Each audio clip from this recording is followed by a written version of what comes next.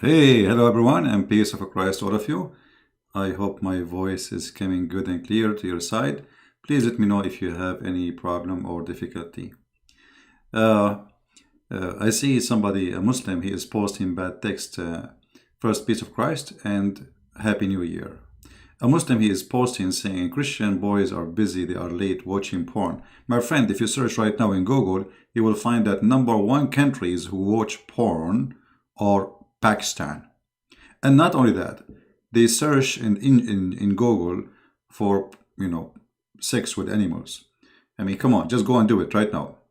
I mean, you are very silly. However, if you are against porn, then you should be against Allah. Because if Allah is not the God of porn, He will not promise you a huge number of women because this is nothing but porn. You see, a man who loves a woman, they will be together. This is love. This is a family. But your God, you don't have anything except porn. If you pray to Allah 5 times a day, if you worship Allah, what you will get? Porn. 80,000 little boys, and they are white, and women who they are transparent. So shame on you to speak about porn, yet you are a Muhammadan, Abdul. Look who is talking. Hello, everybody. This is Amigo speaking to you. Senora and Senora, we welcome you to our station today. My Espanol is not good, but I hope today that our start, but it was with Basura, as you see. So we will not end with Basura, I hope not. Our topic is, he was what saying, hold on, what he just posted. This Abdul. Yeah, poor Abdul. Paltalk, sorry, YouTube is blocking his messages. Anyway, today I went to the beach early morning. It was very beautiful, very nice. But sadly, I don't have a bait with me. I forgot to buy a bait for fishing, and all the stores are closed. You know, it's a new year and early morning. Your voice is rocking my blue. What does that mean? My voice is bad? Is the voice is good or bad? Hello, it's me you're looking for. How is my voice going through? Well, I don't know. Somebody's saying your voice is what? Is it too loud? Is it too bad? Tell me, please. All right.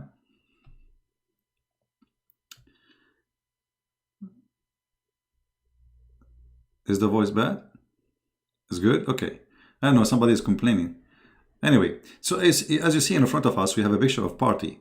Now, me, myself, yesterday, you believe it or not, I slept at around 9:30 p.m. Exactly. Which means the new year is gone and I am asleep. I was so tired and I don't really care. It's just another night. For me, it doesn't make any difference. It doesn't make anything new. Every day is a new day in our life. And there's nothing called really new year. However, the 2020, it is 2020. Sound interesting. This number will never be repeated again. I mean, that's an amazing number. First, it is 2020 years after our Lord.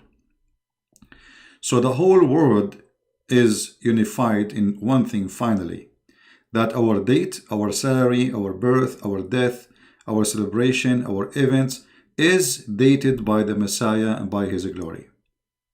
Now, some people, they might use this day for crazy stuff, as we see in the screen. People going crazy in parties, etc. Now, this is not a day for party, actually. This is a day either you are sad or happy. Sad for what you did last year, or happy for what you did last year. So it's a day where you stand and ask yourself what I did accomplish, what was wrong, what was good, where I'm going to go, what I will be, right? Jesus Barnabas was a human sacrifice. Mr. Muhammad Pasha, just to show you, Muhammad Pasha, he is insisting, those, I think maybe he's Ahmadiyya or something. He is saying that Jesus, the one who died in the cross, his name is Barnabas. Okay, hold on. Muhammad, well, that's mean that the story of your prophet, he said, it's a stupid story. Because guess what? your prophet, he did not say that there is somebody, his name, like Jesus in the cross. He said that Allah, he placed someone instead of him.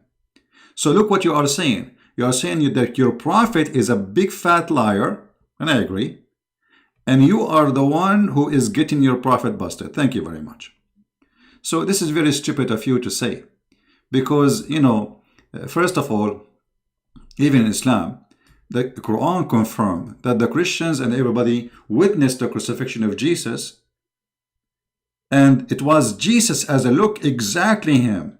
Not someone, his name is Jesus. It was someone look exactly like Jesus. So you are saying stupid things, proving to us again that you Muslims, you don't respect your prophet and you get him busted. And you know, I should make you an admin right now. No, it does say that. Guys, this guy, it doesn't say that. Shall we prove it? He says it doesn't say that. Shall we prove it? Here we go. We go to the yellow pages of Muhammad. Here we go. This is the Quran. You see, even it's not my topic about getting your prophet busted, but it's my pleasure. Let us read what the Quran says so we can love together. Here we go. I like you, Abdul. From now on, you are an admin when I am not live on air. All right? Here we go. And because this is your translation, not mine. Tell me what translation you like, I will switch it. Don't give me excuse. Any translation you like, I will get you busted. And it is because of their saying in boast, we killed the Messiah Isa, Jesus, son of Maryam. But they killed him not, nor sacrificed him, but resemblance of Isa, Jesus, was but another man there. You see how stupid you are? Come to daddy, come to daddy. You know what? If the city allowed me to grow some of you, like you, in my backyard, I will grow. But they don't allow me. They said no chicken. And this is the problem. And you are the kind of a chicken who his voice is not a voice of a rooster, and you don't lay eggs, you lay fart. So look what you did. You just farted at your Quran, and you made fun of your prophet and your Quran because you are a copy-paste Abdul. Somebody says that to you, and then you are coming to us to say to us that. And now you are, what a bracket? I don't care for a bracket. Okay, give me a translation you accept. Guys, he said the bracket. There is a bracket. Okay, give me the translation you accept. This is the problem, the brackets now. Okay, give me a translation you accept. Which translation you accept? Suddenly now he will say, I don't accept any translation. I don't care. Here we go. I speak it in we can read it in Arabic. So you are a potato and you've been fried without even oil. وقولهم إنا قتلنا المسيح عيسى بن مريم رسول الله وما قتلوه وما صلبوه ولكن شبه لهم وإن الذين اختلفوا فيه لفي شك منه ما لهم به من علم إلا اتباع الظن وما قتلوه يقينا. We can go and read the interpretation. Everybody will see any interpretation, any Islamic interpretation, they will laugh at you. So my friend, next time before you enter to the chat of a Christian prince, don't forget to bend over to get spanking. Jesus Barnabas means Jesus, son of the Father. Okay. You remind me of somebody told us about Elijah before. So anyway, my friend, even according to your stupid religion, Jesus right now in heaven. Let us go with you. You know what? Jesus wasn't crucified. But isn't it this will make Jesus more accepted to be God? Because look at this. Somebody yesterday, he posted in the chat or in the comment says, how God die, man? Okay, he's saying if Jesus is God, then he should not die.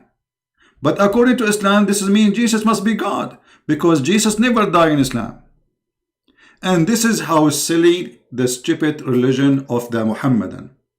Because they are trying to say Jesus is not God because if he is God, he shall not die because God didn't die. But in Islam, Jesus did not die. So who is the fool here? Secondly, my friend, in Christianity, when we say Jesus died, it doesn't mean that God died. What we are saying that the flesh, because Jesus says before Abraham I am, which means his existence have nothing to do with his birth. His existence have nothing to do with the flesh he came with.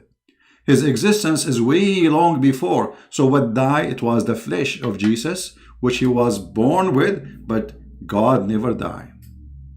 So my friend, The boy is your prophet who is at the age of 54. He was dating someone at the age of 6 years old. That is the boy. The boy is somebody, he challenged people to debate, but you don't dare even to debate. All of you are a bunch of boys, actually girls. And Muhammad was my Barbie. Now, we go back to our topic. This Abdul, he is just a, he got what he deserved, and now he's getting upset, and he started calling names because he don't know what to say. I am not in the Hebrew Greek. My friend, just go. Next time you want to say something, call me. Call me in Skype, and so I let everybody laugh at you. Go. Take a break. Take a hike. I just block you. I don't have time for stupid. You see, look how coward you are. I said to you, what translation you accept? You did not give me a translation you accept, because all translation will get you busted. I said, what interpretation you accept? You did not give me any interpretation you accept, because all interpretation will get you busted. All stories, all the books in Islam, they will get you busted, because you are a potato. You are here just to make a comment and hit and run. But the hit, it doesn't work in Christian Prince place. It bounces back, my friend. So try to hit. All the Muslims who try to hit here, it's going to be bounced back to them. And this is exactly what happened. Now, we go back to our topic about the new year. Happy New Year, Happy New Year. I don't know, is my voice is coming good? I think my voice is not good. I don't know. I think I need to change my diet. I need to eat halal food. Okay. So what I wanted to say with you today, or speak to you about, life is a continued journey. It's not a day, it's not a night, it's not even a second. It is all of those. Every second is your day. And every second goes, will never come back. And when we say a new year, I mean, what we are expecting, are getting older. I don't know, girls, I don't think girls, they will be happy with the new year thing. Okay, girls, how many here, they are over the age of 21? Nobody. All of them, they are 17. Okay, including my mom. All right. So what we want really from the new year, check out Farid. My friend, this Farid is a boy. Let him, if he is a man, let him call me. The same as, just don't spam. The same as Mimi Hijab, he promised everybody to debate me, but he did not debate. Coward, like he's a prophet. Where are you? How come you can destroy my career without talking to me? Even this Mimi, Lulu, Susu, Boo Boy, mute him, hang up on him, mute him. And he changed the topic every 2 seconds, because he's a coward, he's a potato. And the rest of you is the same. So don't count for me names. If there is one of you is a man enough, my Skype is always open. We receive calls and nobody dare to call. Right? Okay. Come back with the... So, in the new year, it should be just every day in the morning. We wake up and we ask ourselves what we did in the last year. What was our success? What we accomplished? Or did we lose a year? Or did we win? Was last year equal to 10 years in our life? Or it was just a silly, stupid thing we accomplished nothing? So the year should be, or the new year, should be a day where you stand with yourself and you do little study and correction for everything you do, if there is something you need to correct. And for sure, all of us will need things to correct. I mean, we are not angels, we are not God, we are a human, we make mistakes. So each one of us, including me, we have things we wish we did not do, or things we did not want to do, or things we wanted to do and we could not able to do. So if there is something we wanted to do, we want to check out why we could not do it and how we can fix that, maybe if this is still a target for us in this coming year. If there's something we did in the past and we don't like, then we should ask ourselves, okay, how we can avoid having such a thing to be done again. And that goes for everybody, no exception. No exception. So New Year should not be a party where people shout and dance and blah, blah, blah, blah. Okay, be happy is good. We are Christian. Christians should be happy. This is why you see the Muhammadan, they never have happiness. Even when they have a holiday, their happiness is in eating kabsa, you know, rice and meat. And that's it. This is the happiness. Big belly. Yeah, we fast Ramadan, and Ramadan supposedly is the month of fasting, but we eat more in Ramadan and we gain more weight. And the food price will go skyrocketing. Why? Because you are eating more. So we don't do that. We are not pagans who kiss a black stone and we think black stone will fix our problems. This is why the Middle East have all the problems in the world, because they kiss black stone waiting for the black stone to fix it. And the Middle Eastern, and the Middle Eastern too, you know, in the Middle East we have a problem. It's called Insha'Allah. What Insha'Allah mean? If Allah is the name of the God of Islam, as you know. So if they have a problem, they say Insha'Allah. Okay. So we have a hole in the front of our door, and Insha'Allah the city will fix it. You call the city, you say to them, guys, are you going to fix this hole in the front of our house? You know, people, they fit in it, cars, boys, children's. Are you going to fix it? Insha'Allah, we will fix it. Just brother, okay, Insha'Allah. Now, Insha'Allah, keep going 7 years, 8 years, 10 years. You go, you stay away in USA for 40 years. You come back, still the hole is there. It's not fixed. Why? Because this is a mentality. This is a word work by Insha'Allah, which is not even exist. Now, we don't want to be the same as a pagan who wish for Insha'Allah to fix stuff. Our God is real, but doesn't mean that he is the one who will fix it for us. We have to fix it. You know, God is willing. This is a word mean I am willing to do, and may the Lord support me. Not God is willing mean that God will do it. All right. Yeah, Insha'Allah is like get lost. You know, don't call us again.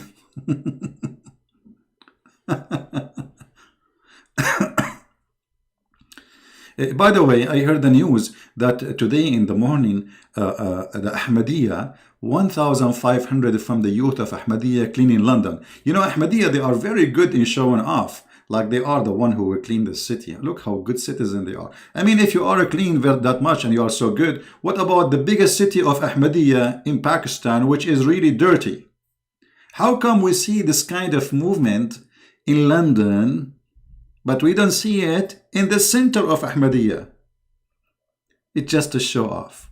And this is why they choose it in the new year. Why you don't do it in different day? No, in the new year, so everybody will talk about them. I mean, how silly and how openly exposed movement. You know, in Bangladesh and those cities where there's a lot of Ahmadiyya, they write in Arabic in the walls. Why they write in the Arabic in walls? Anyone knows?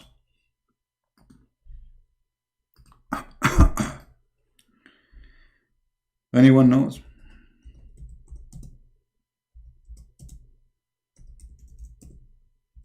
Let us see in the news. Give me a second.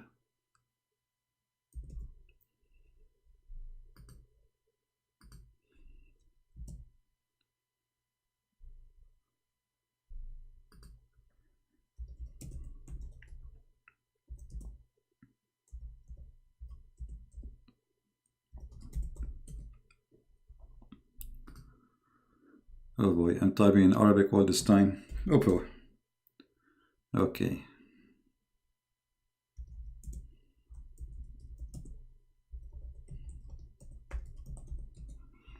Just to show you, you know, how those countries work, you know. This is how they clean their streets.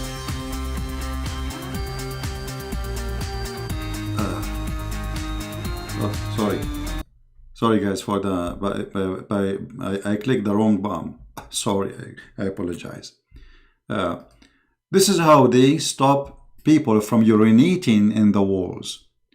They urinate in the street there. Not only garbage is all over.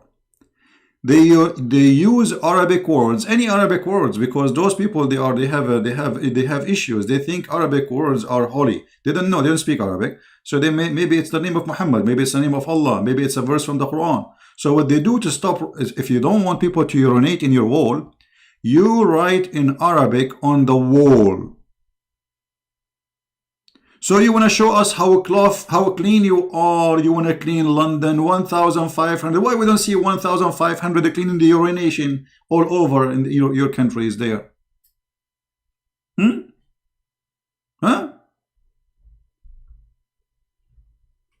Bangladesh uses Arabic to stop public urination. Do you see how useful the Arabic is? I never heard that. Our language, and I am an Arab, is very useful. And there's a connection between our language and urination. Look at this.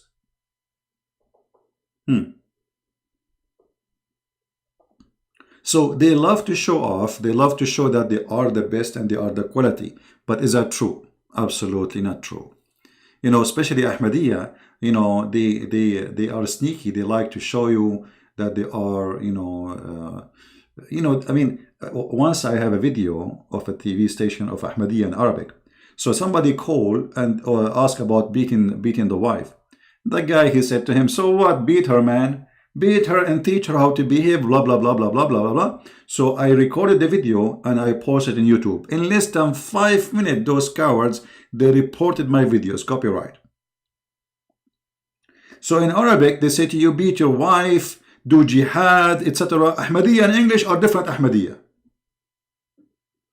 The Ahmadiyya who speak in English, when they speak in front of people, especially foreigners, so those people, they have two faces, face for propaganda and face for we are the angels.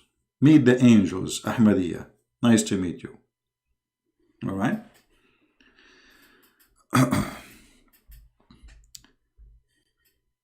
All right. So we go back. I wanna review some news. To see, I gave you my insight about, what we should do in this start for the new year. Me myself, I'm doing a lot of things. I wish I can share with you, but my grandma, she did not allow me, so I cannot do it. For that reason. But I'm doing a lot of things actually. I'm doing some change too in the way I accomplish things, the way I do things. And I hope this coming year will be better for me. I'm planning for, more activities and more accomplishment. But, you have to think in advance. You have to work for it. Nothing is easy. Life is hard, but it's full of joy. Actually, hard life have more joy than easy life. Easy life is easy go. I mean, when you get things easy, you don't feel their, let us say, the taste of it. You don't feel like it's something special. It's because it was so easy. It's like somebody, if you think about it this way, when there is a poor person, very poor, and then he accomplished something, and this something for him is so proud of it, like what he got. He got, let us say, he bought a TV, but maybe it's a small, but he is so happy, and this is the most important.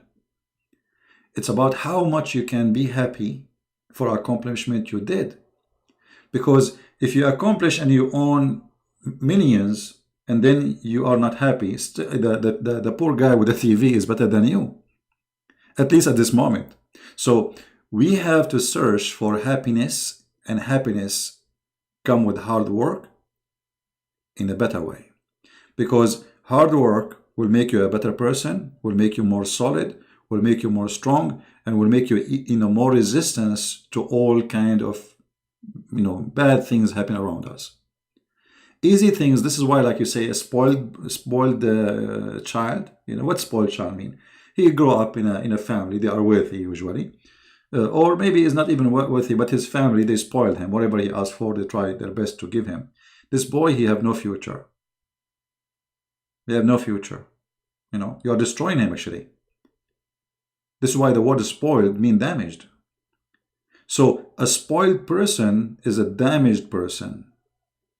A person who do not know how to wake up in the morning so he can go to work, he's a damaged person. A person who don't feel responsibility to his family, his children, he's a damaged person. A person, he is running away from all kind of responsibility. Today I was in the road and I saw somebody I mean, he's stronger than me. I can carry a fridge alone. Maybe he can carry two fridge. And then he is holding a piece of paper, please food. I mean, how in the world this is work? You are a man, you are powerful, you are strong, you are not even old. And how shame it is to stand in the corner of the road asking for somebody to give you a penny to buy a sandwich. What about you go and work? I mean, they are hiring everywhere. Like, it's crazy. So why? Because he's a lazy. He don't mind to live under the bridge. He don't mind if you don't take a shower for a month or two, or maybe a year. But for him, what he cares for is having some beer and maybe some drugs. Right? So it is a lifestyle you choose.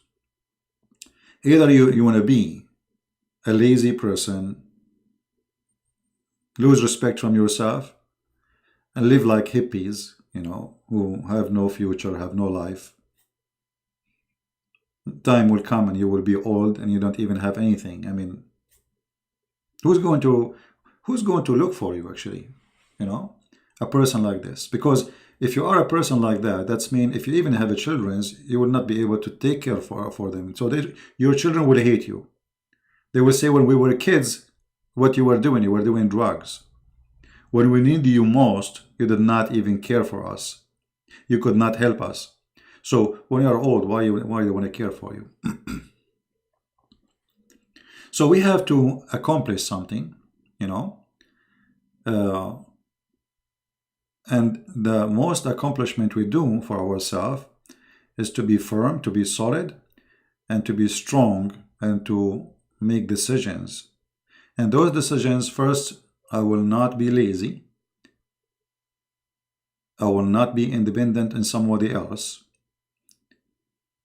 I want to be dependent on myself and my faith. And faith here is very important, because a person who have no faith, he have no hope. And he have, he don't think even he will accomplish anything, because you don't have faith of it. You see, when first time you learn how to drive a bicycle, you will be terrified, scared. You will fall down. Why? Because you don't have faith.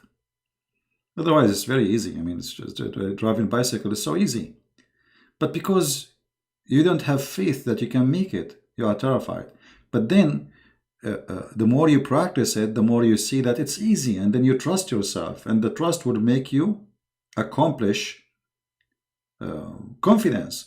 And then you never even think how to drive a bicycle after that. You don't even think how you drive your car after that. First day, you are so nervous driving the car. You are holding the steering as if you are going to eat it.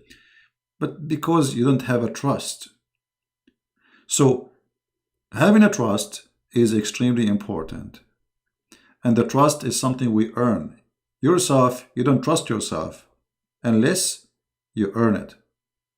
You believe it? Usually, we say, somebody cannot trust me unless he try me first, right? This is exactly happened to yourself. You yourself, you don't trust yourself unless you try yourself. And I will make it simple for you.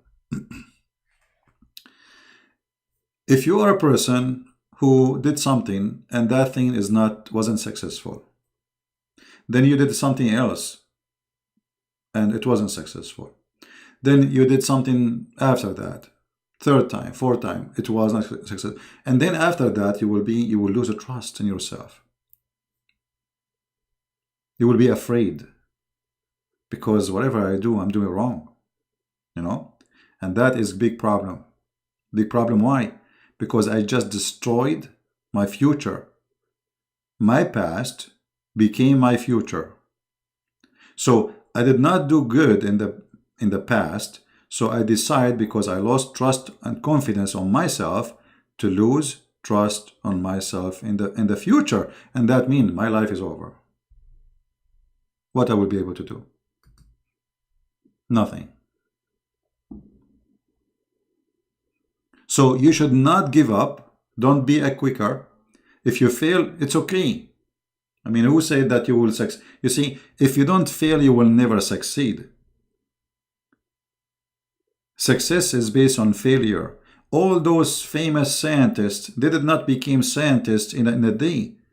They have hundreds of thousands of experiments. All of them, they fail, one succeed, and they made them famous. You know what I mean? So, for me as a Christian, I should have always confidence because simply I'm not by myself. You know, when the Muhammadan, as an example, like when a Muslim, he said how God he died, and we said to him clearly that God never died, that the flesh of Jesus, but God is always alive. This is why Jesus, he said, every two of you mention my name, I will be between you. So Jesus, when he said that, he is confirming to us that those who believe in me, they are not alone. You are not alone, my friend. And you know what? Always the Lord, if you are, especially when you are a person with good heart, he will send you good people around you. You meet bad ones, ugly ones. Like actually today I was walking in the store to buy something, and I push in my cart, and then there is an old lady, and she said to me, "Are you blind?" But I did not touch her. I did not, you know, she's just like confused where to go, right or left. She's far away from me, but she's an old woman. What, I will shout at her? I will say, "What's wrong with you?" No, I said to her, "Happy New Year." You know, she is old, obviously, and you know, you have to observe the you know, like she's, I'm sure she's a good person. I don't think she's a bad person, but she is, you know, when we get older in that age, in certain age, we act like kids, you know. So are you blind? I'm far away from her. I'm not even like maybe 20 foot far away from her. So the Lord always, you know, teach you and guide you what is best for you. This woman, maybe today she said something bad to me, and then after she said to me, "Are you blind?" I said to her, "Happy New Year, ma'am." She looked at me and she said, "Sorry," you know. So she started being bad and waiting for me to be bad too, and then we will fight maybe and shout at each other. For sure, we will not fight physically, especially she's a very old woman. That will not be good. So, but being kind and being gentle with her, she felt that she was really not right. I mean, she was stupid, you know. I don't want to use the word stupid, but it was stupid of her to shout at me for nothing. I did nothing to her. So sometimes we act like this. Somebody did something, nothing to us. You know, it's like I'm coming from the other side, you have your cart in your hand, like go right or left, she get confused which way to go. I move right, she move right, I move left, she move left. So, okay, not a big deal. So sometimes we as a human being, we don't know what to do, where to go, right or left. And we go right and the way is blocked. And we go left as the way is blocked. Don't give up. It's okay. It's easy. You know, you will find a way. The way will open. So we need always to be, you know, let us say, it's like somebody wearing dark sunglasses in the dark room. I mean, how you want to see? You don't see anything. You are wearing dark glasses in the wrong timing. So what happened to us always, or sometime, depend on the person, we don't see farther than our finger. You know, when I see a person being upset from me for nothing, and I need to think about it. Okay, if I ask, if I get rude now and I answer, I say, "Hey, I did not do anything wrong with you." Okay, what this will accomplish? I mean, where we will go, and what is next? She will scream at me. So, and those things, I'm not talking about this incident, by the way. I'm just talking about things happen in your life, and you have to be patient. You have to control yourself. Learn how to control yourself. Learn how to control your failure, you know, so you can earn success. Every day you will face something, sometimes something silly, something stupid, or something really very tough. But sometimes we can make from something silly something very tough on ourselves. So you need to learn how to enjoy your day so you can have Happy New Year every day. I don't want to use the word take it easy. I want to use the word be patient. Everything in life is about patience. Everything. You see, your mother, she carried you for 9 months. 9 months. I mean, this is a lot of patience. And then she gave birth to you with a lot of pain and patience. But look, your mother, she wanted to have you before even you exist. So she is willing to give from her time and her patience and her even suffering to have you. And then having you is a beautiful gift she cannot regret. So let us say life is like this. You are carrying a baby, you know, for sure, I'm not saying that if you are a man, you are carrying a baby, but it's like a woman, she is carrying a baby, and this baby is going to cause a lot of trouble. Pain, delivery room, 9 months of carrying, she cannot move around, she is worried, she cannot do sports, she cannot walk. I mean, there's a lot of things. She go to the doctor, you know, a lot of worry, a lot of things happening in her body too. Even your body change. All of this because she want to have a child. So what make this woman able to handle all of this? Nothing except love.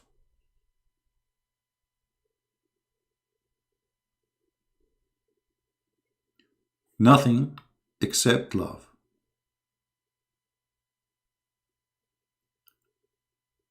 If you love what you do, you enjoy it. It doesn't matter how hard it is. You know what I mean?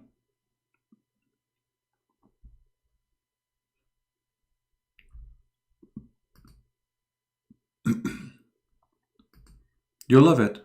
So whatever you do, you will enjoy it.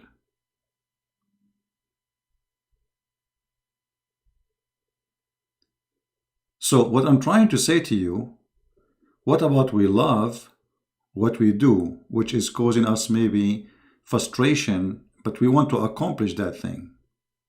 So if you love it, you will do better. Not only you will do better, you know, it's going to be fun. You see, imagine you go to work, but you don't like that job you are doing. I mean, this is horrible. You will hate it. But if you love what you do, then you would love to go to work. And this is exactly what I was trying to say to you by mentioning the mother having a baby. She love it, she do it, and she enjoy it, even though it's a lot of pain,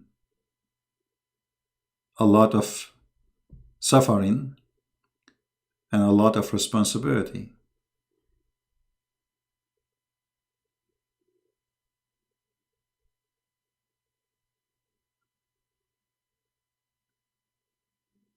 So I hope in the new year we will try to be happy people, and the happiness is something we can draw.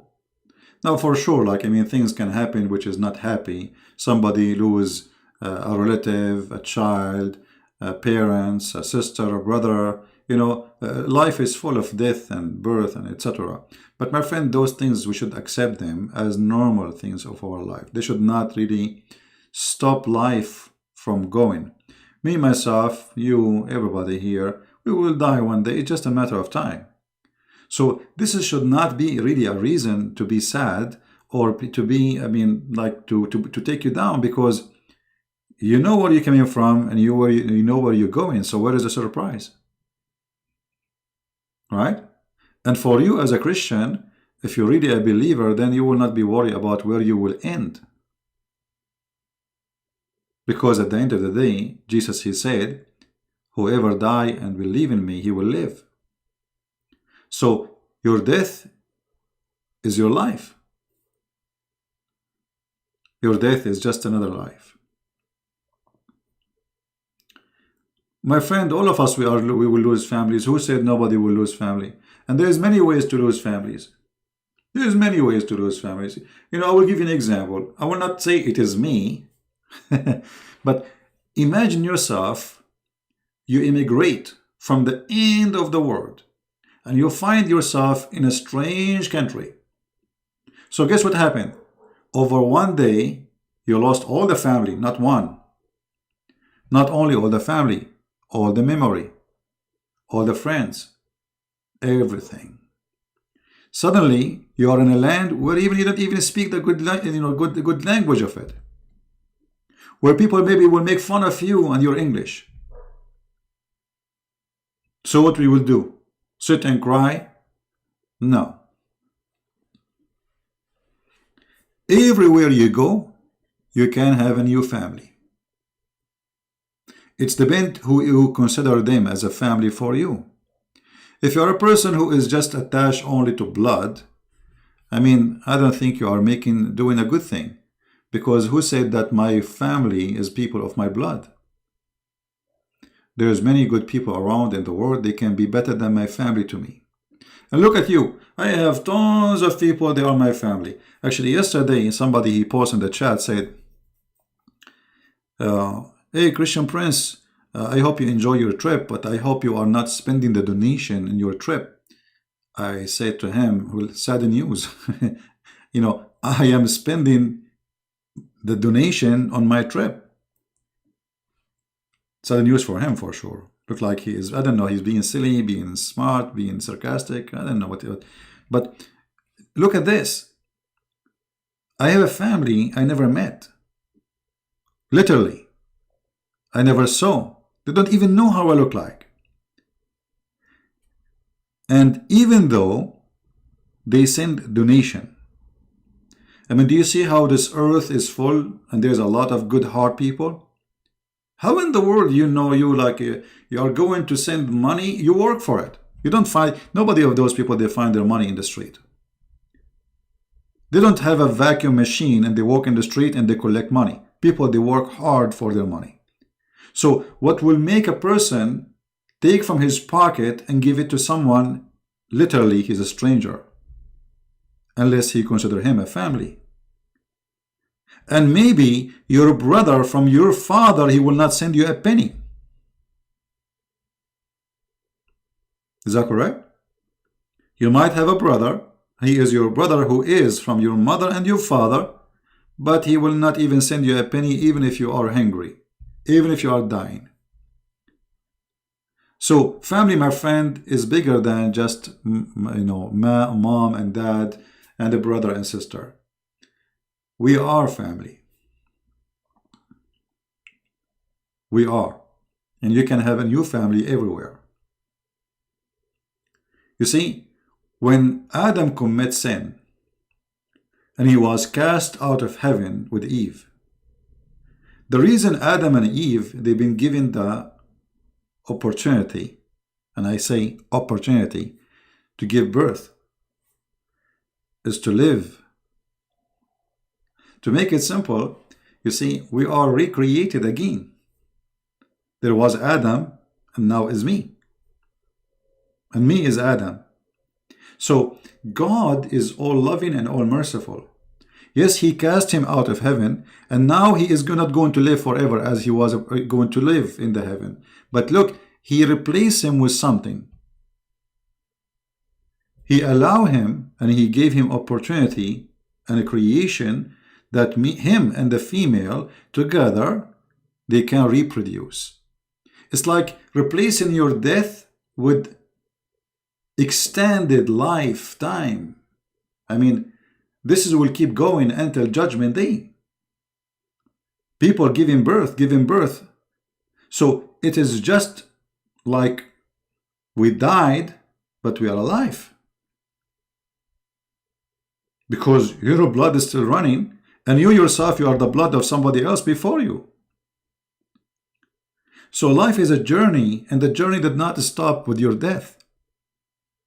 This is a plan of God, and we have a choices in it, which mean we don't believe in destiny. Destiny in Christianity is totally different from destiny in the cult of Islam, because in Islam everything is preset, predated, pre-ordered, pre-organized. No, in Christianity, no. There is destiny where, like this, let us say, you will be punished. That is a destiny. But it's not your destiny to be punished unless you make it happen. It's your destiny to live in heaven. But it's not destiny to you that will be in heaven unless you make it happen. This is how Christianity works. Right? Yeah, thank you very much. I will spend it in my trip. Actually, today, I took a video. I was going to post it, but where I was, like, it was I'm using data, so my data is limited. But I'm planning to go again, and I will take some fishing bait with me this time, and let us see if a Christian prince, he will get a fish. Now, how many of you watched the video in the ocean? I don't want to change topic, but I think you get what I'm trying to say.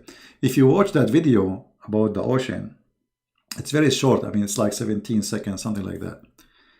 A few days ago, I was far away from where I am now, very cold, under, today there it's minus, I think, -8 or -10. Here it is like 27 degree. It's like summertime. So, life is like this. In the same moment, there is a place where it's hot or warm, and there's a place where it is freezing or under free, or I don't know how to describe what under freezing mean. And that's what we can be ourselves. You can be a person who is active, a person who is alive, a person who is producing, giving production, or a person who is freezed. You choose, my friend, what you want to be. I can choose, okay, I'm a person who is a stranger in a country, who people make fun of my English. His English is not good. Ha ha ha, spelling grammar is funny. Ha ha ha, Christian Prince, go and learn English. Not only that, they make fun of my Arabic. So either I say, okay, I'm afraid to myself, I will be afraid to speak, because if I speak, I will make mistakes. And if I make mistakes, people will laugh at me. And if people laugh at me, I will be ashamed. No, my friend. I will speak, and I will make mistakes, and I will not be ashamed. I will be proud, actually, because I speak many languages. Number two, if my language is bad and I did what I did, what if my language is good? So either you see life in a negative way, or you see it in a positive way. For me, I see it as something very positive. You know what I mean?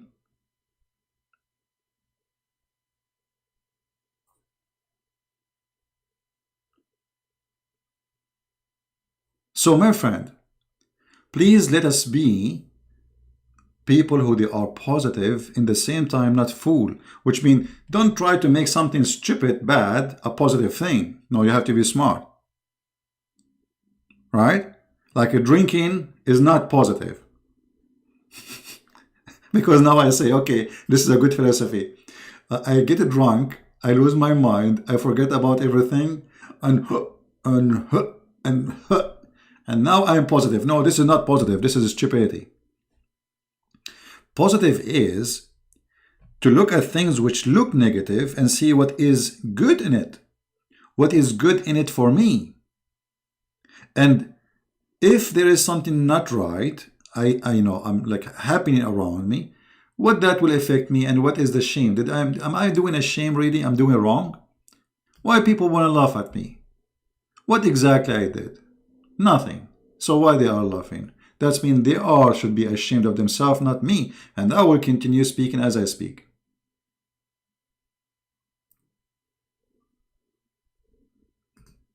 You know what I mean?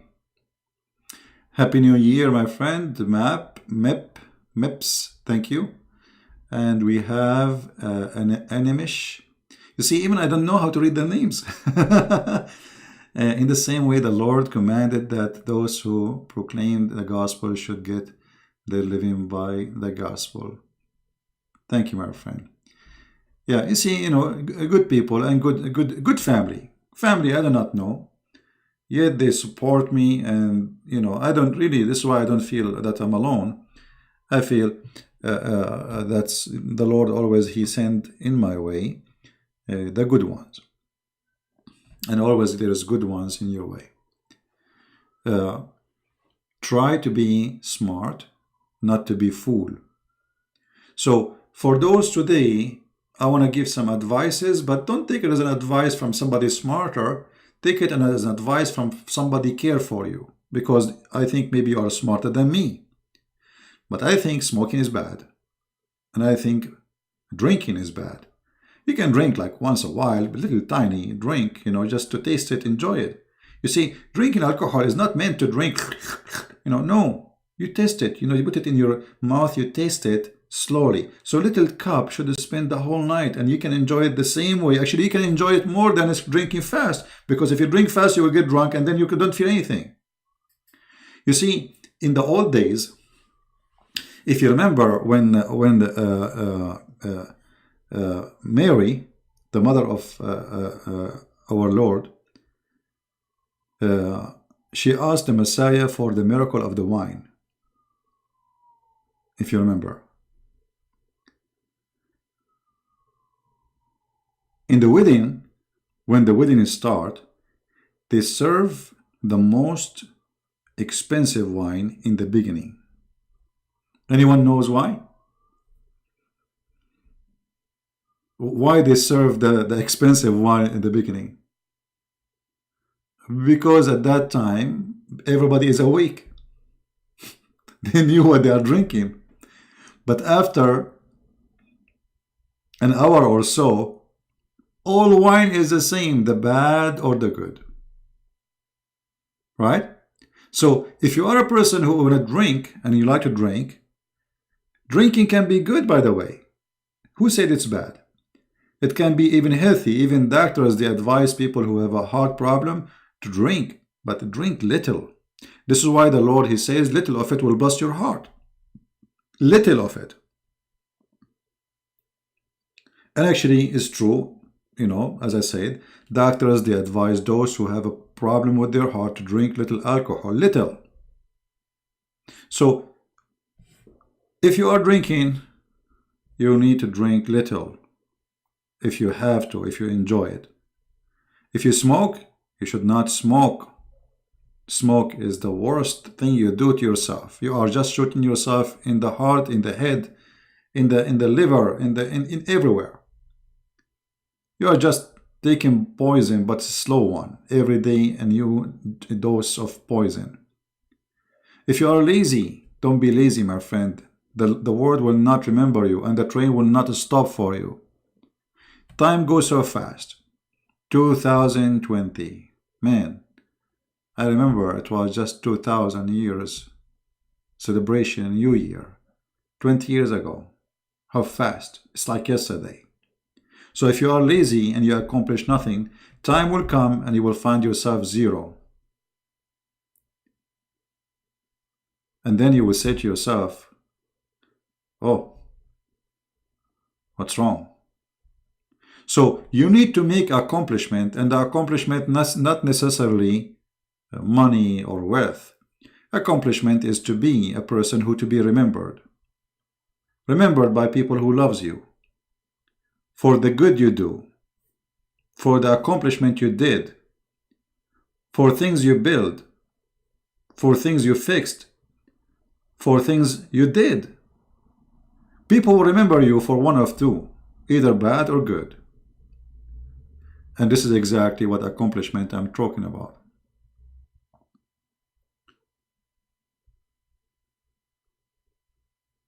So we have to be, the Lord, He wants us to be happy. And we are happy people. People of Christ, they are always happy. And I find it really strange how our belief can change our mood. You see, yesterday I was watching the news and I saw Hezbollah in Iraq shouting, "Death to America, the big Satan, the big Satan." And here I said to myself, those who are standing by tens of thousands in front of the American embassy shouting the big Satan, do you really believe themselves? I mean, did you look at yourself in the mirror when you are shouting? I wish we can put in front of them a mirror to see how this cult change you.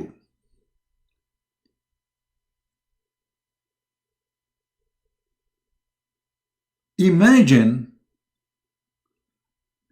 there is nations, they shout in the morning before they don't even say good morning. They say, "Death to America, death to Israel."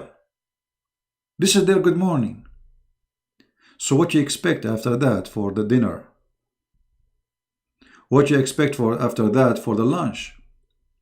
So the lifestyle change, the mood, the happiness. Islam make you angry. Not only angry, make you look at this. If we go right now, search news in the last 24 hours. Erdogan win a lunch war against the Libya, Haftar. Egypt threaten Erdogan. Erdogan want to build an empire.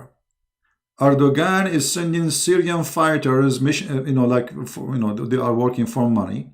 He is sending Al-Qaeda. I mean, the Islam cannot live in peace with neighbors. It doesn't matter if they are Christians or Muslims. Many people think that Islam can make neighbors, if they are Muslims, live in peace. No. Okay, go and find me one Muslim neighbor live peacefully with his neighbor. I'm talking about countries now. You will not find any. Saudi Arabia against Qatar. Saudi Arabia in war in Yemen. Yemen is war with Emirat, Bahrain, Qatar, and Saudi Arabia. Syria is in war with, everybody. You name it. For all the Muslim fighters coming from everywhere, even from Chechnya. Turkey, don't even count. It's endless. You name it. Where you can find, you go to Africa, attacking a church, attacking parties, attacking a mosque. Even a mosque, they attack a mosque, not only a church. This religion is nothing but madness.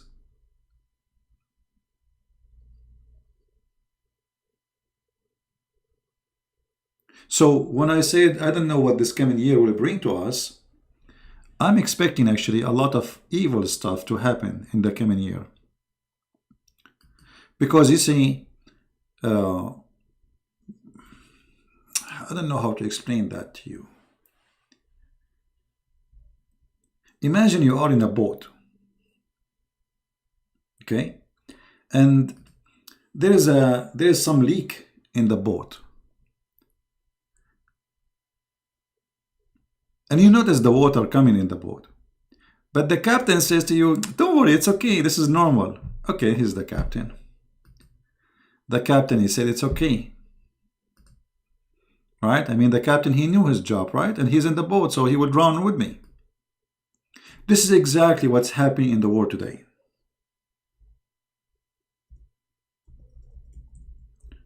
We have captains who they are leaders in this earth. They are saying to us everything is okay. But in fact, nothing is okay. Any second, any moment, this world can be going to hell. Nukes, terrorist attack, dirty bombs. So we don't know what this coming year will bring.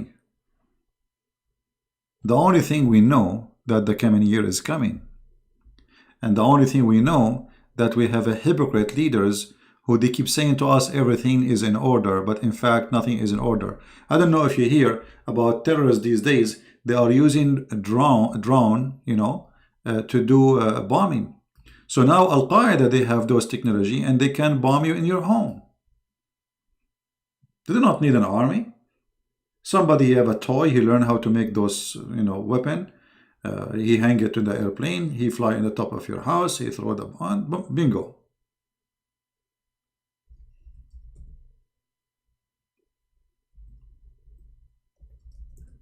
So things is getting more complicated.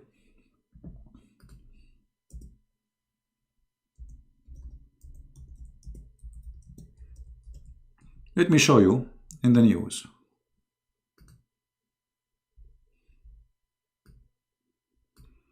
And I'm expecting, actually, you see, I just searched for it. I don't know, this is, okay.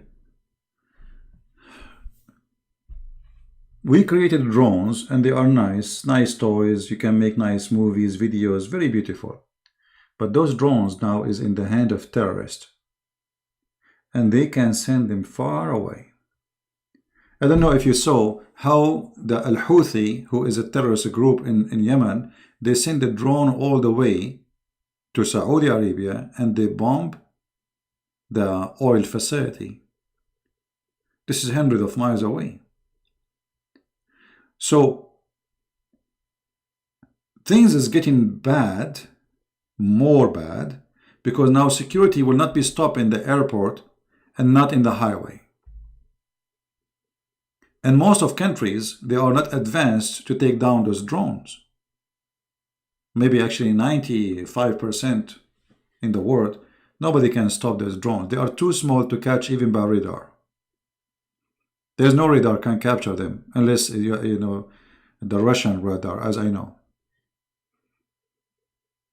So things is getting more ugly, and I'm expecting in the coming year that things will happen, very bad things will happen by those terrorists.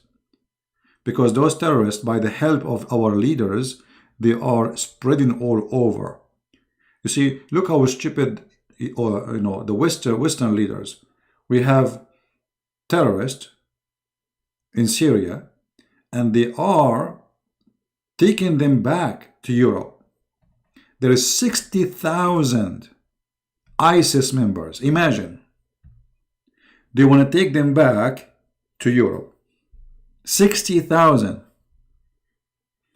So from the 60,000, let us say, those are ISIS, already are ISIS. They are not, maybe will be ISIS, they are ISIS. So if from the 60,000, only 60 people decide to do something, what will happen?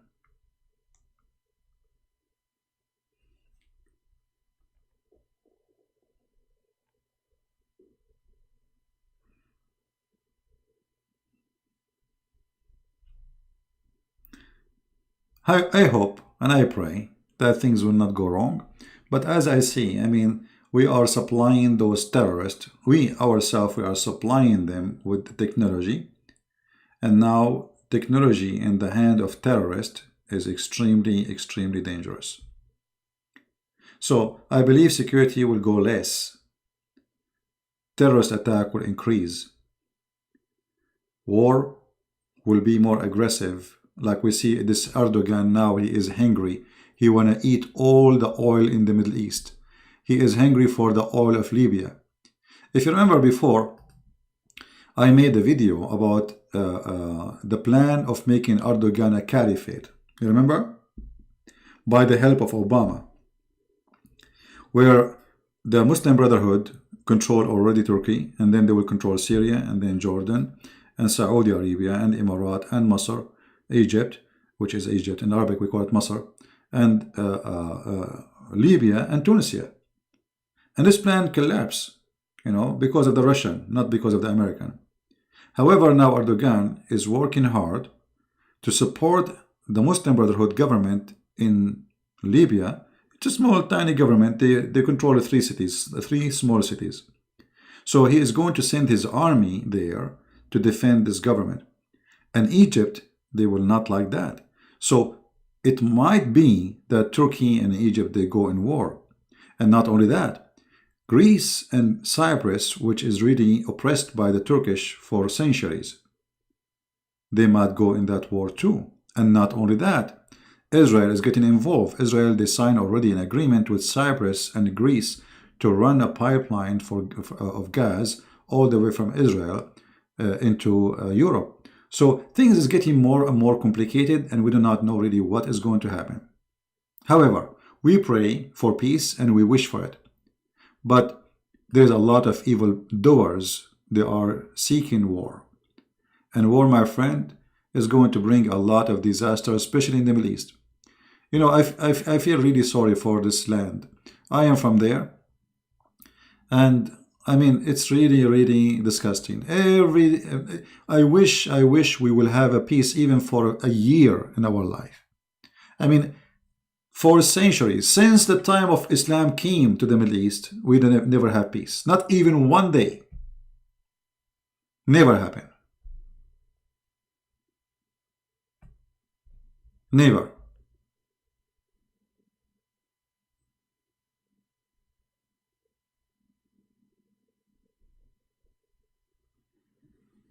Many Muslim countries proud of Erdogan? No, actually not. He's a Muslim Brotherhood. You know, Saudi Arabia, they hate him. Emirat, they hate him. Qatar, they hate him. Egypt, they hate him. Who is proud of him? He's a Muslim Brotherhood. Only Muslim Brotherhood, they support him.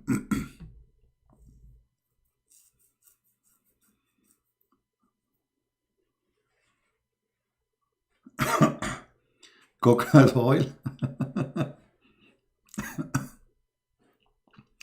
Yeah, actually, for me, if you ask me, by the way, Erdogan is the best thing happened.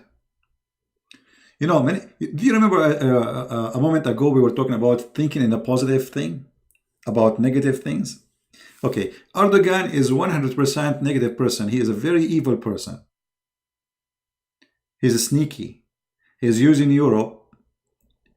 He's using refugee to collect the money. You pay me for refugee. I cannot hold them. If you don't give me money, I will unleash them to come to Europe. So he's a very evil man. He plays games.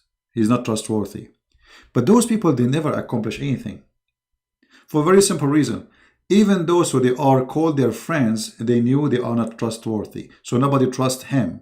And he don't trust any. So he is not trustworthy, and untrustworthy, nobody will let him do something successful.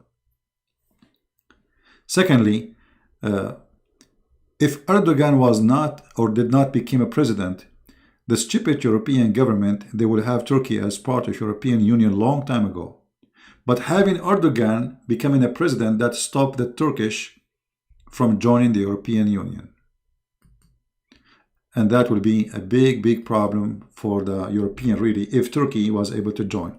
So I'm very thankful that Europeans finally they saw that Turkey is not secular as they think. You see, they were trying to accept Turkey to join European Union because they were convinced after 30 years of being secular that those are secular. They are Muslims. Forget about Islam. It's gone. No. And then now we have Erdogan. And Erdogan start talking about Muslim taking over Europe. He's saying that in public. He's talking about like having more babies so we can take over Europe. He called his army the army of the Muhammadan. Mimi Hijab, this is the last time you will post in my chat. You know, you are being silly and you are being stupid now. Don't come here again. So, he is an evil man, but this evil man, I say he saved Europe. Because Europe do not need more collapsing. Europe is like an old lady who is having a lot of problems and she lost her mind. They opened the borders, they opened etc. And then, you know, things is going out of order. So imagine if Turkey joined European Union. This is 100 million Muhammadan entering into European Union over one day. So I say that the best thing happened to Europe is Erdogan. And Erdogan will cause Turkey to collapse. Just wait, it's just a matter of time. Turkey is in the way of collapse because this guy, he created a lot of enemies and he has zero friends.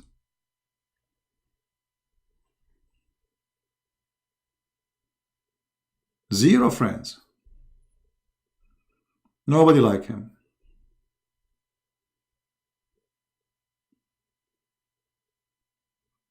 All right? So sometimes a snake can be a good thing because it will wake you up and you will be alarmed. And this is exactly what the snake Erdogan he did. Right? So I hope you understand what I'm trying to say to you. All right. No, we are done with our topic. I cannot advise you more than this. You see, you have to accomplish something in your life. You decide what it is, not me. You have to notice what is the reason of your failure, if you have any. And for sure you have. I mean, all of us, we have. And then you have to see what is the best of you. You see, you have something, you are very good in it. What is that? Try to find out what is that. What is the good of you, and try to use it. Like you notice that there is something, maybe when you do, people they like you. What is that? And why people they like me? Maybe it's not a good thing, by the way, because not necessarily people like you because you are doing a good thing. Maybe they want to laugh at you.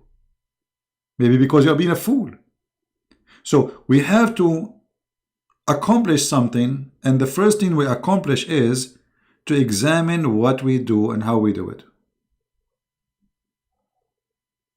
You know what I mean? In the same time, we have to be patient. The same as the mother, she want to deliver a child, and before she have the child, before even she got the child, before she get married with the man she want to sleep with to have a baby, she made decision she want to have this child.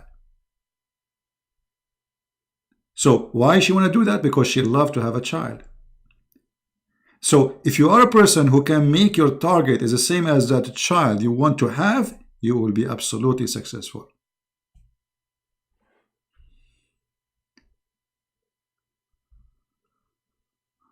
You are 18 years old and you still in your mother home. What I should do? Should I search for my own? Well, Karina, I thought you are over 18. I should not make you an admin then. Sorry for that. My friend, nothing wrong with staying with your mother home. Actually, it is even better.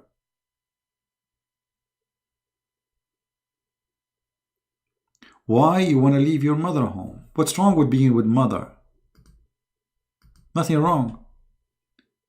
You see, staying alone, being like, let's say, independent. When I say independent, doesn't mean having a house alone. No, not necessarily.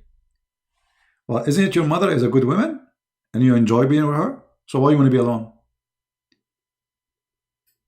Are you getting married? I mean, why you want to be alone? So for me, even now, I'm a man. If I can stay in my mother's house, sleep there, I will love it. It's a blessing to be next to my mother. What's wrong with that? So no shame to be in your parent house. As long as they love you. And not only that, by the way, you can save more money. So maybe you can buy your house. Because now if you go and rent a place, then that will suck from your rent, from your income. So what about you stay in your mother home, until you can make good saving so you can do something for your future. Right? It wasn't Carolina. Oh, okay. Who said that? All right. Let us see. Maybe I thought it's Carolina. Who is the one who posted that? Okay. Sorry. I thought this is coming from. Okay. It was somebody posting. All right. I see. Harlumbus. I don't know how to say your name. I thought it's Carolina. All right. It's my mistake. Yeah, my friend, so stay in your mother home, and nothing wrong with that. But don't be dependent on them. Like, don't put the pressure on them unless they can. I mean, if they are poor and you are a man, you can work. Okay, you can work and support your mother too. Don't just be there like a worm. If you are a person who can generate money, support your parents. They give you a home, they give you love, and now you can make money. Well, if they need it, maybe they don't need it. Maybe they will refuse even to take from you because they don't need it. But if they need it, you should support them. All right? But there's nothing wrong to stay with your parents, even if you are a man. If you are a girl, actually, I encourage women to stay with their parents. You know, if you are a lady, I encourage you not to live alone. You see, when you are a lady and you live alone, there's a lot of problems will happen.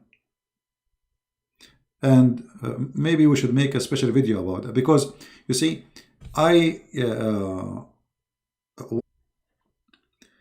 so I thought it's a wrong number. And then after a while, I didn't, I saw that lady. She said, oh, I was expecting you to call because we have the books. It's not like about books. So I said, well, I thought I have wrong number. She said, why? She said, well, the voice message is a voice message of a man. And supposedly, you don't have a, she's an old woman, she is a widow. She said, oh, we put this so people will think that I have a man, so nobody will think about coming to my house or a thief or something. So here you see that women, they have a problem with security. When you live alone, you can be an easy target, especially if there's nobody around you to depend on. We say, yes, women, they have the right, equal right to the men, etc. But there's something you cannot deny. That there is some predators, they can take advantage of you being alone as a female. So you should be always aware of your security. You know what I mean? But there are parents who they are bad and harass their children in many years. Those such a type parents deserve love. You see, there is bad and there is good. You see, like here, like let us see this lady here. She sounds like drowning. We don't know what is making her suffering. Maybe she have a bad parents. Maybe she have whatever problems in her life. Maybe she wanna she don't think life is worth it. But it's obviously this person is suffering from a lot of problems. So let us say you have a bad parents. Okay, well, you can stay away from them, no problem, but never hate them. And never think negative about yourself for you are coming from them. Because if you think they are bad, well, good tree, good fruits. So we start thinking this logic. Okay, if my parents are bad, that means I'm bad too.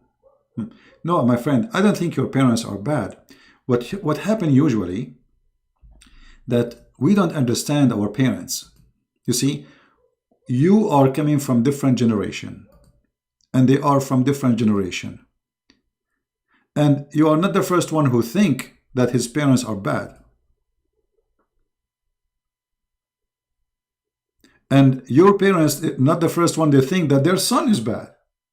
So you think your parents is bad and they think that you are the bad one. Simply because both of you are coming from two different generations and you don't understand each other. This is how I see it mostly. But for sure there's some cases where parents are really bad. Even they are criminals. We heard of parents who they even rape their daughters. So yes, there is parents who they are ugly, disgusting, and they don't even deserve to be parents. But we are speaking, generally speaking, that most of problem between children and their parents is misunderstanding. You see, many parents, and we are talking about the old days mostly, and it's not too different from now actually, except that now, let us say, there is more ideas to adopt.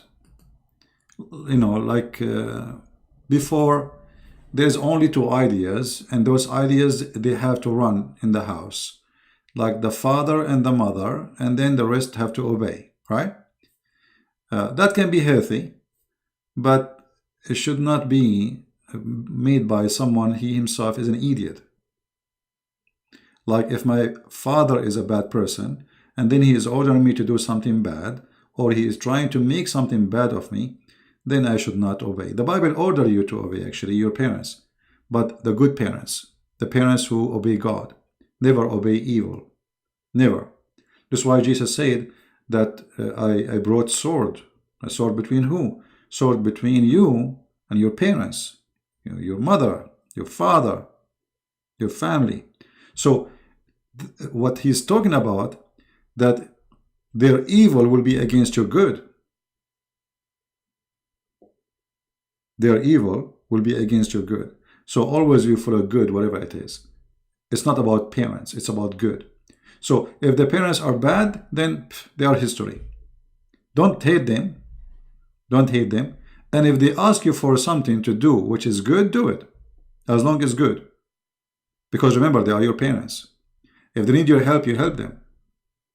It's a shame to see that you have a parent but you don't care to help them, even if they are not good to you. All right?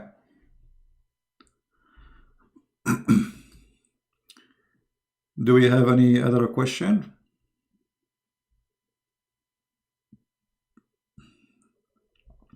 Your mom, she was Superwoman?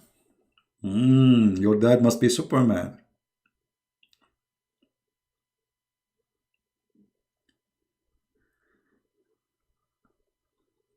Tuwiva Singer? Yeah, Tuwiva Singer, he got Muhammad busted. This idiot, Tuwiva Singer, he got Muhammad busted. Do you remember the video I made for him? He said that the Christians, they have the idea that Mary, she is born, Jesus is born of a virgin from the Greek mythology. And the funny Muslims are calling him and saying to him, God bless you, brother. I mean, look how foolish they are. This guy, he got your prophet busted. Because if this is true, that means Muhammad is a big fat liar and Allah is not exist. Because it is exist in the Quran that Mary, she was a virgin. So Tuwiva Singer is like a snake. He's a businessman. Habibi abghada insastar. In the Torah, there's nothing mentioned about but this guy, he got your prophet busted, and we make him shish kebab long time ago. So if you are proud about him, you should be ashamed, because he said it clearly. He don't dare to say Muhammad is a fraud, but he said that. He's a coward. All right.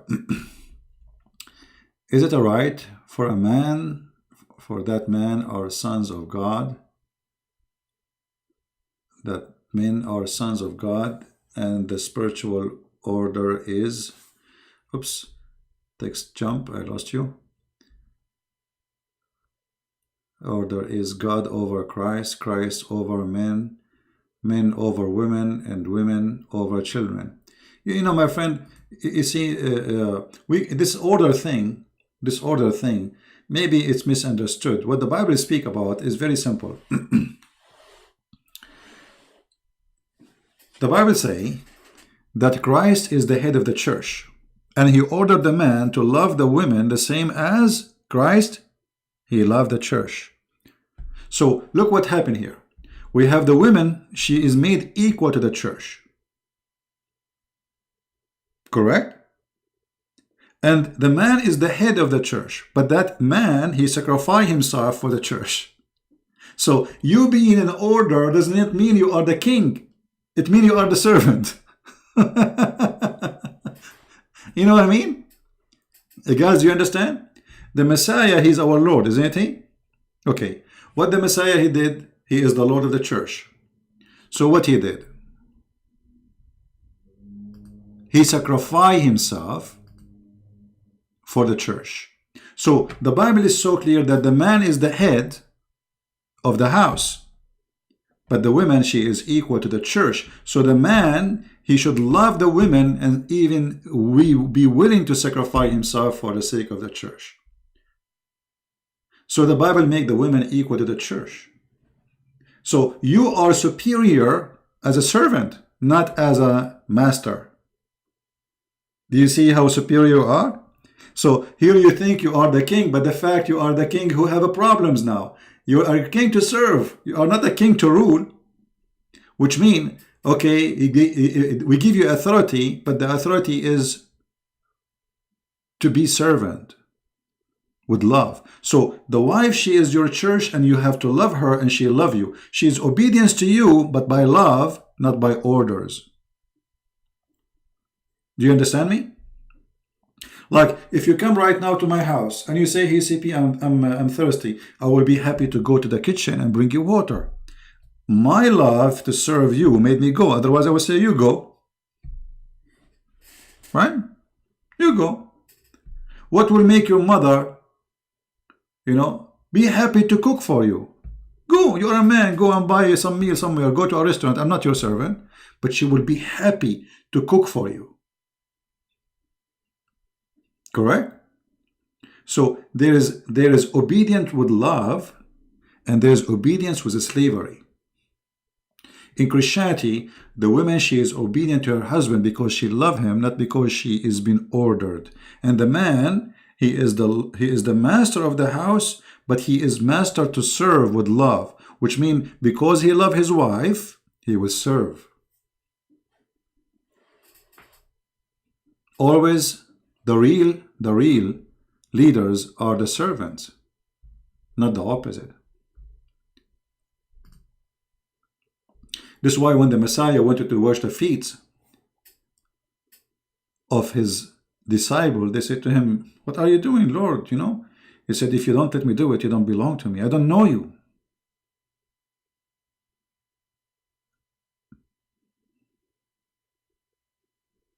All right?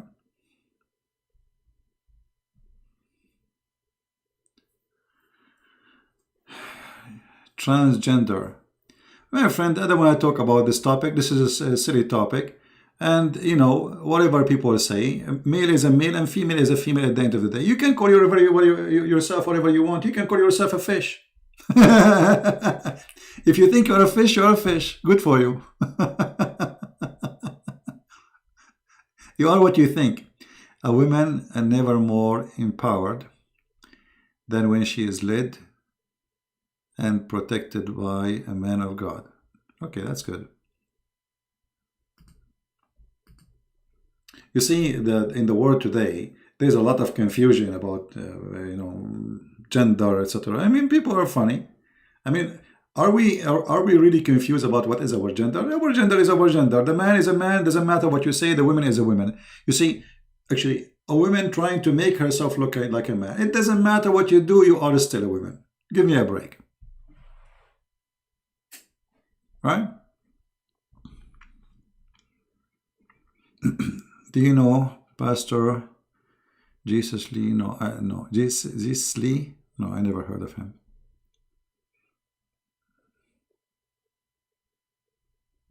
No.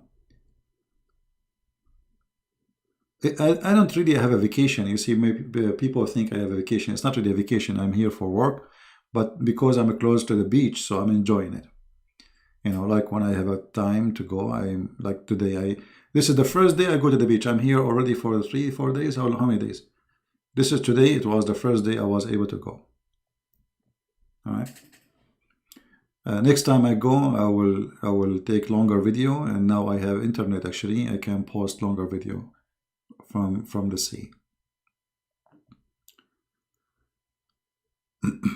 My friend, I cannot judge people what they. I don't know them. How I can judge? I mean, that would be foolish of me. But remember, the Messiah, he said many things about people who even do miracles. Doing miracles in the name of Jesus does not mean that you are a good person, because there is verses in the Bible that speak about people who they are casting demon in the name of the Messiah. And the disciples, they said, well, they are not with us, but they are casting demon in your name. If you remember. So they are casting demon in your name, and they can't do that because it's in his name. But doesn't mean they are good people. However, it might be he is a good person. I don't know him. I cannot judge. I have no idea who this person is. But the Bible says too that the Messiah said, not everyone says to me, Lord, Lord, will enter the kingdom of my Father, but the one who do his will. Right? And then it says that they will say to him, Lord, but we did miracles in your name. We did miracles in your name.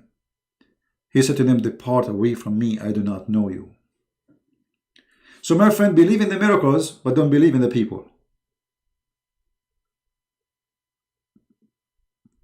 Do you understand me? So miracles can happen in the name of Jesus, but people are people.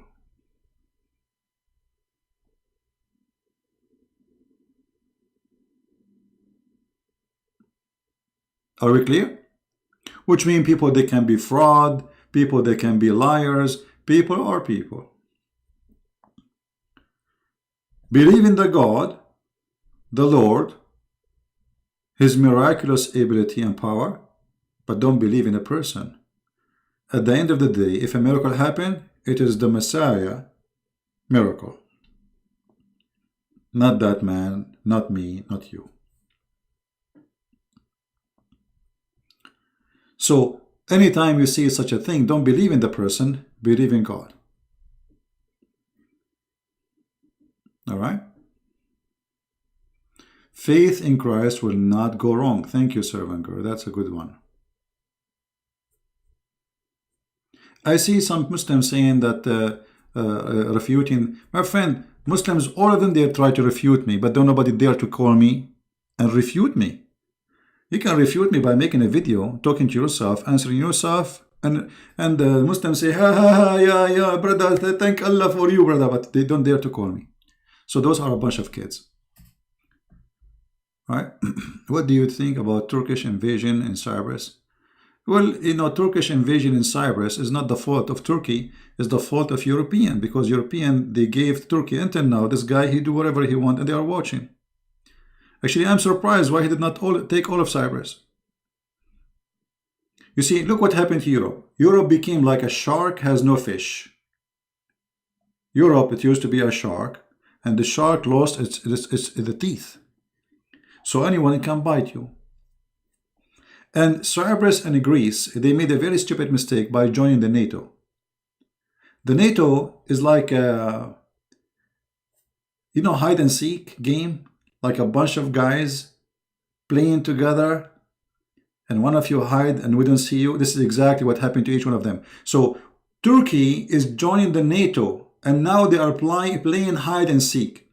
So whatever Turkey do, the NATO don't see it. Turkey takes Cyprus, they don't see it. Turkey attacks Syria, they don't see it. If Turkey attack Greece, trust me, they will not even support Greece. Are the real? Those are the real government. Those are the real people. This is the real army. The rest are a bunch of potatoes.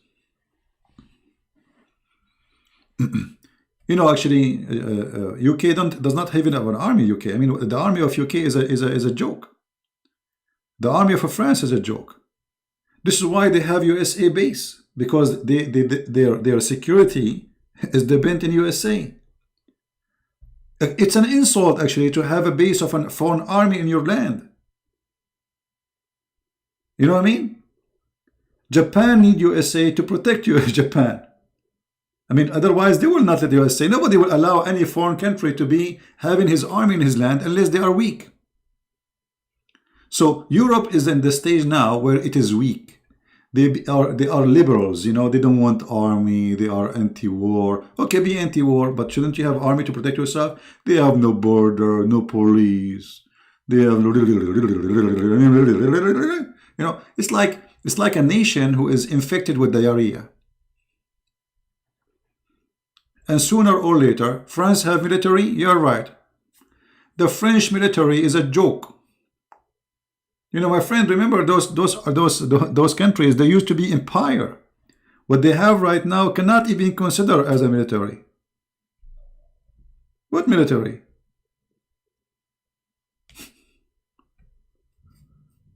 Go and count, go and do search. How many, what is the number of the soldiers of the French army, UK army, and compare them to any other army. You will see they didn't have an army.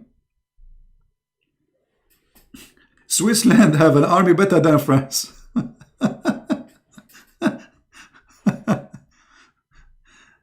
Army. Yeah. So this is why, you know, the Turkish Erdogan, he knew that there is nobody to stop him except the Russian. And the Russian, he made a deal with them. He buy weapon from them just to silence them. You know, he's buying the Russian. This guy, he is saying this is the only people they can spank me hard, if not destroying me. It is the Russian. Don't play with the Russian. So he start buying from them weapon which he don't even need. It's just to make the Russian leave him alone. Right?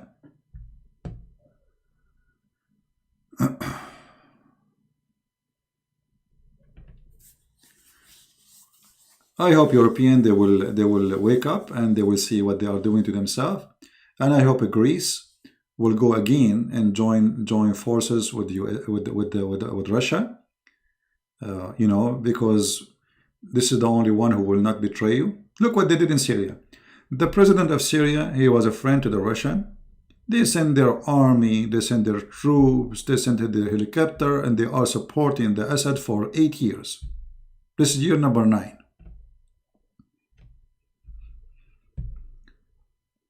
Turkey took half of Cyprus. Nobody sent anything. Nobody even talked about it. Turkey took half of Armenia. Nobody talked about it. They are even shy to talk about the genocide. Like just a few days ago, the Congress they sign they vote for genocide of the Armenian. Trump he did not want to vote for it because he have business in Turkey. I mean, we support Trump, but there's many things he do is stupid too. However, at the end of the day, I have to support him because either I support the potatoes Democrat or I support this guy. We have no choice.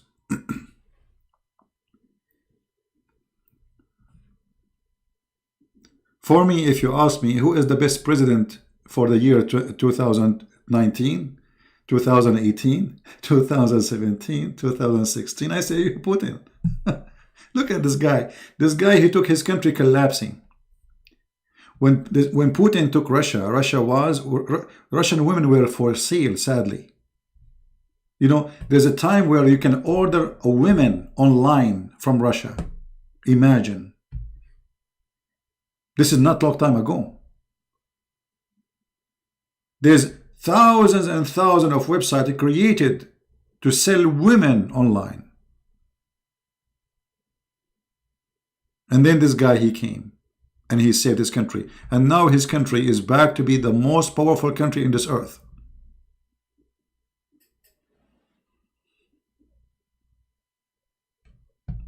So if you are in Europe, you should have Putin.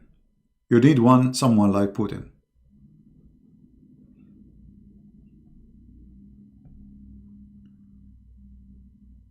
Yeah.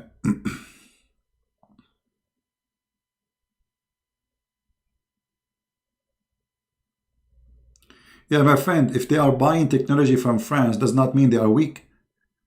If a war happened between Russia and France, so what if they buy ship from France? They have technology they don't have. They are being smart.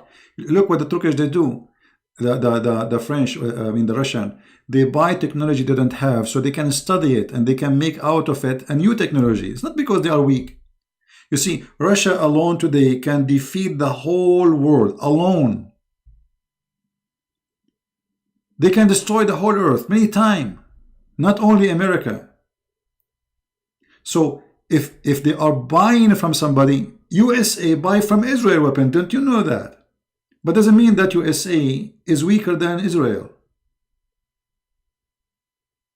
You have to understand, you know, that if somebody buy from somebody something, don't you know that all the spaceship of USA, the engine is made in Russia?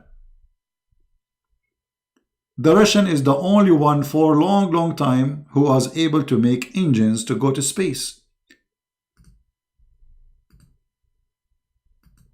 But doesn't mean the USA is a weak country. So we need to study the power they have, the ability, what they can do. So there's two superpower exist. Number one is USA. Number two is Russia. USA is more powerful as economy, but Russia is more powerful as weapon. So if a war happened, God forbid, between USA and Russia, the whole world will be destroyed, not only two countries.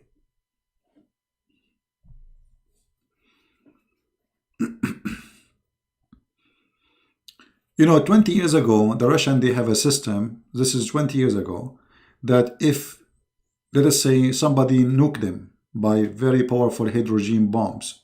So when radiation reach certain amount in the space of Russia, which means everybody is dead, the missiles will launch by themselves, and the whole earth will be burned. So even if you kill them, they will kill you. It's like the story of Samson in the Bible, in the Old Testament. Oh, China is far from being powerful. China, you know, the Russian is way more powerful than any. China is behind in everything. They are powerful in, like, they have numbers, say, but they are far from being in the rank of Russia or even close.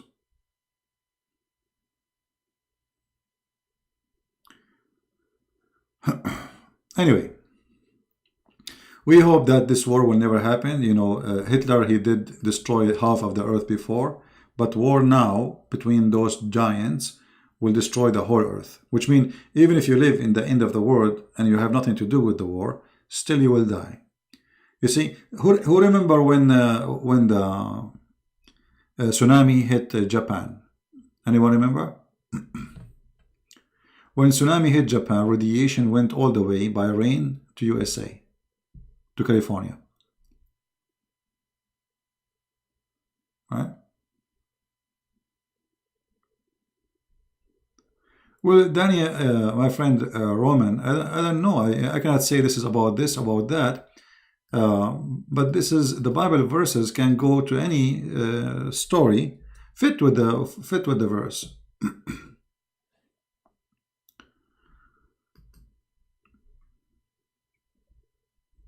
I cannot really say this is about the European Union, but I can say European Union is something good, and in the same time it's something bad.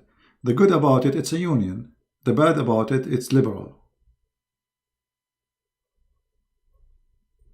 You know what I mean? Liberalism is the major control of the European Union.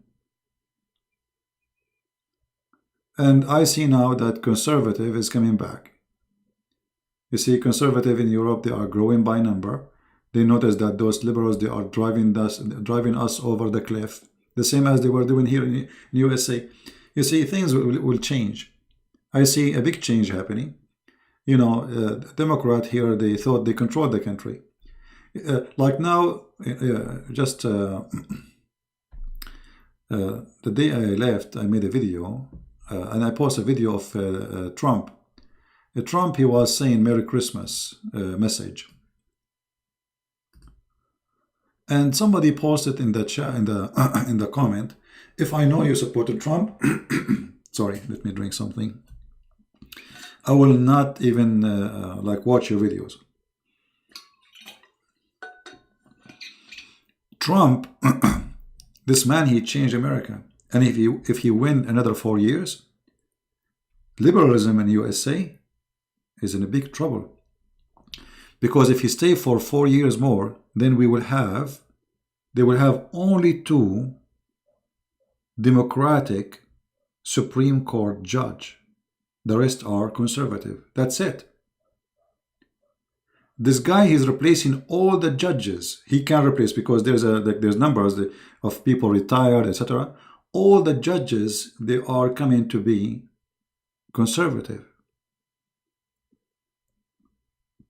So Trump, for me, I vote for him, not because only of this, like he is better than the previous president, but he is an exchange of direction of USA. And this is exactly what happened in UK. Liberalism, they thought everybody and then this guy Johnson, who is a friend of Trump, he won. So if you go around in Europe, you will see that the left is suffering, because people, they notice that the left, they brought nothing but stupidity. You cannot agree with the person. I cannot agree with Trump in everything. Like, as an example, I mentioned about Erdogan, he was very soft with him. But generally speaking, this person, he made a lot of difference. He hired Christians, judges. He defended Christians to say their faith in university, where they are banned even to make speeches. Imagine, this is America. You know, liberals are already doing ugly stuff to the Christians. So he did a lot of accomplishment for the Christians. And for me, I have to support him. I cannot agree with him in everything, but who said we can agree with anyone with everything? Right? It's impossible. And always we base our decision in what we know about his decision, but we do not know what he know.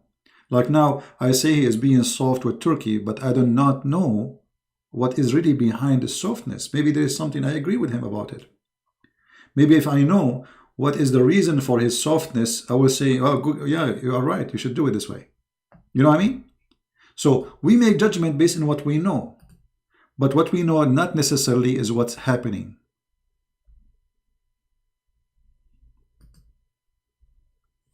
All right?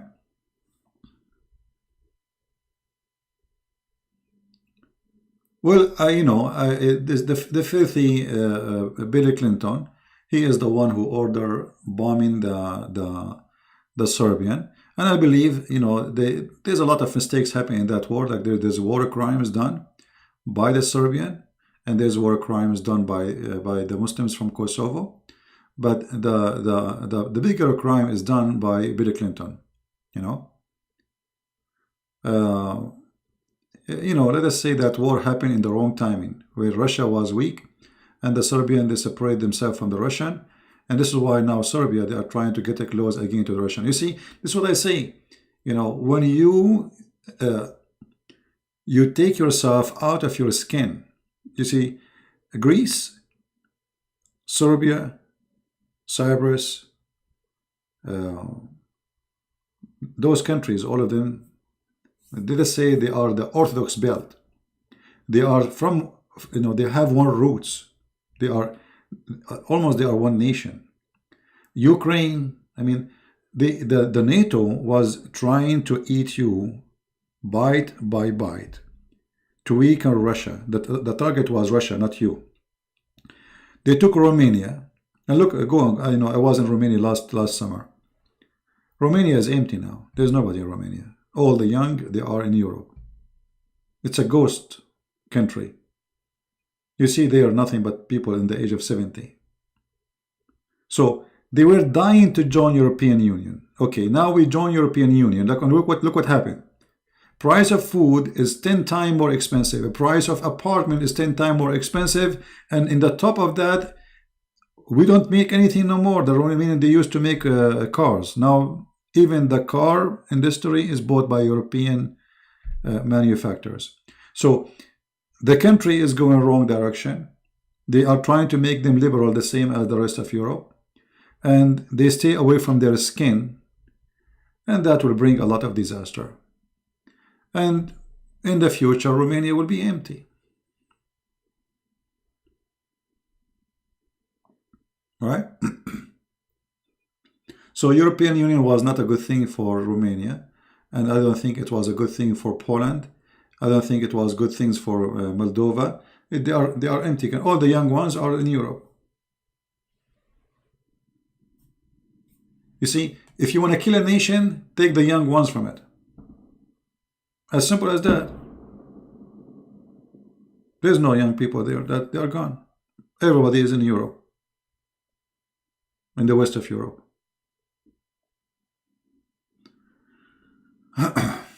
Anyway, you don't need to agree with me in what I say. I might be wrong. I mean, this is my opinion. It might be right, it might be wrong, but I believe this is what's happening.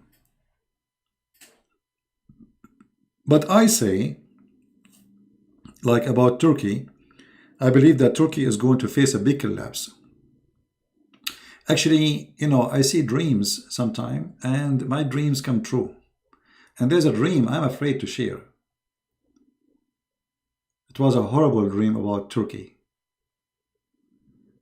I never saw a dream. I mean, there is sometimes I'm afraid of seeing a dream because they will happen mostly. So I saw a dream, very horrible dream about the future of Turkey. I can't tell you details because people, they will say, oh, this guy is prophesying. I'm not, it's just a dream. But sometimes I like I see dreams, and when those dreams happen, I get shocked of what I saw and what happened.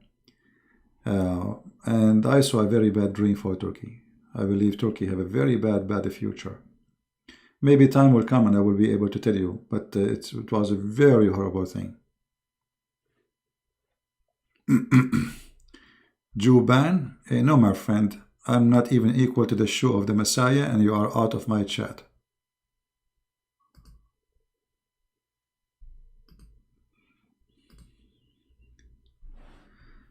Okay.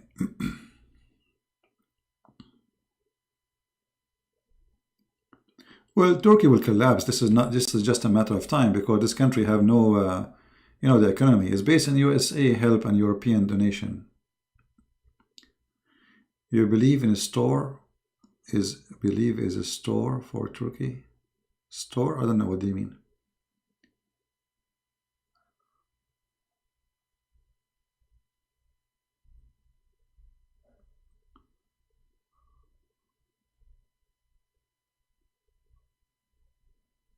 No, dreams are not about being prophecy. Dream, sometime maybe, I mean, I think it's just a dream. But maybe because, I'm a person who think, I'm a person I have, when I go to sleep, I don't sleep right away.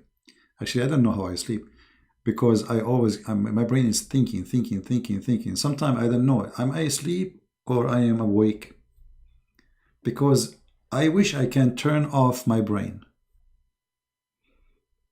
It's a wish. Some people, they put their head in the pillow, in 2 seconds he is snoring. Never happened to me.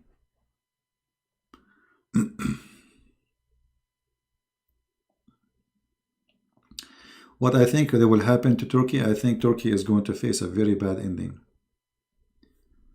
Very bad ending. Actually, just think about it logically. The enemy of Turkey right now is the following. They are bad with USA. They are bad with European Union. Bad with the NATO. Bad with Cyprus. Bad with Greece. Bad with Egypt. Bad with the Saudi Arabia. Bad with Qatar. With Emirat, not Qatar. Bad with Bahrain. Bad with Syria. I mean, all the neighbors, even with Iran, all the neighbors is enemies. And this is the worst thing you do as a president, to make everybody around you enemies. That is the most stupid thing you do. Not even a single one of the neighbors is a friend.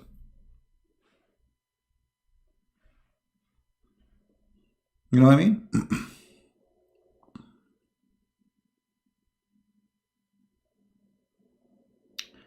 I have a DHD. What is that? Is that high definition TV?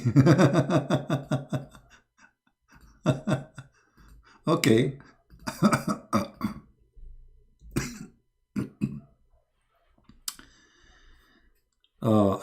ADHD stand for attention defect, hyperactive disorder, medical condition, a person which has different brain development, brain activities that affect attention.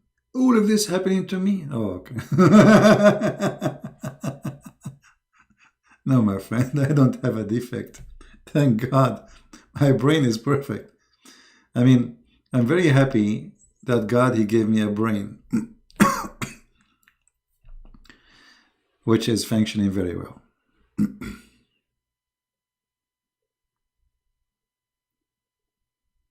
No. No, like, when I go to sleep, if in order to sleep, I have to be very tired physically. Thinking does not make me tired that easy. The only thing can make me sleep good is, be tired physically, like making a long swim, physical work, hard work. That's all.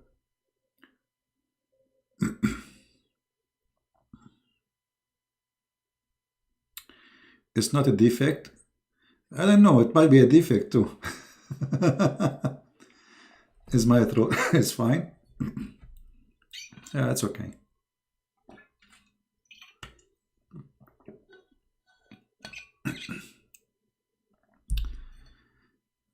Uh, let us see what we have here.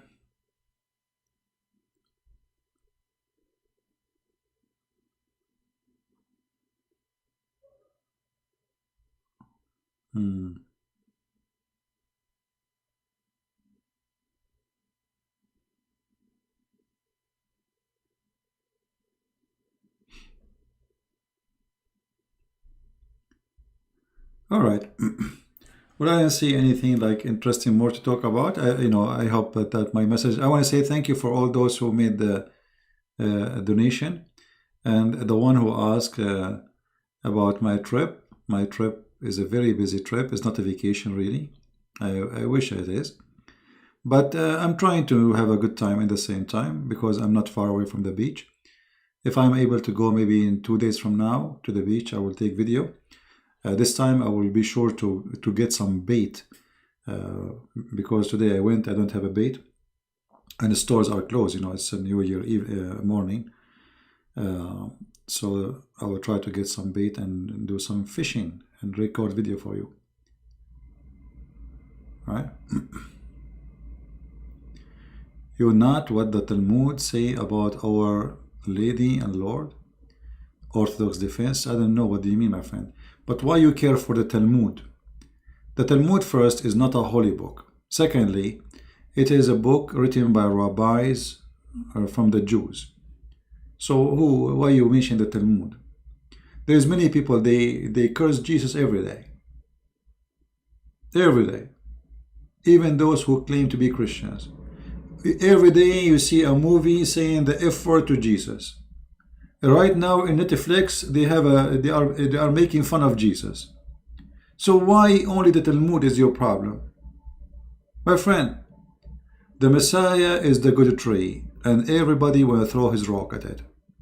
So stop thinking about the Jews and Talmud.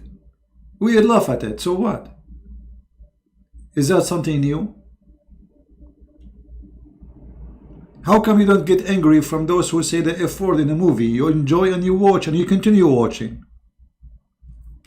You don't complain.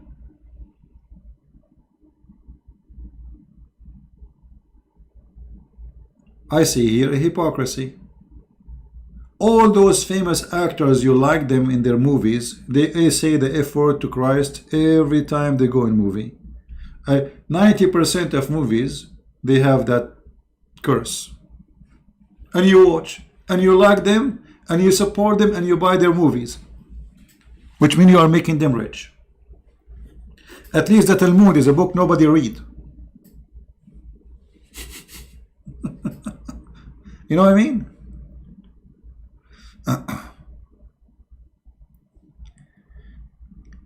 Michigan man, you spit in the Torah. My friend, do spit as much as you want.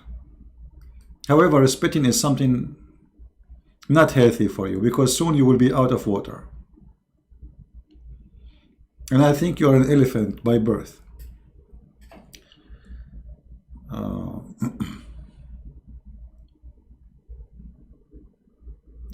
The solution for Europe is the same solution for everybody. Education, that's what we do. You see, people, they are destroyed because of their ignorance. That's what the Bible says. So fight ignorance, my friend. The problem everywhere is ignorance. It's not Islam. Islam is not the problem. Let me explain it to you. People die today by cancer, correct? Cancer. Cancer is killing millions of people every year. But trust me, cancer is not the problem. It is our ignorance. Because one day, flu was doing the same. Flu. People die from flu, stupid flu. What the problem is our ignorance. It's just stupid small virus, you can fight it easy. But because we were ignorant, we do not know how to fight a flu, and millions of Europeans were dying from the flu. And millions of Middle Eastern and Asian, etc. around the world dying from flu. Was the biggest problem human beings have. Flu. So what the problem? It was the ignorance, not the flu. The flu right now exists, but we're not dying from it. You know what I mean?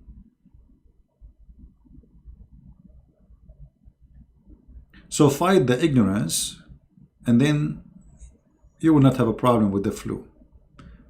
Islam is like a flu. The problem is you don't have an immune system because you don't have education. They, the liberals in Europe, they forbid Christianity to be taught in schools. So it became a tradition, and nobody knows anything about Islam, and nobody knows anything about Christianity. So now the Muslims, they take advantage of that. And this is why we are here.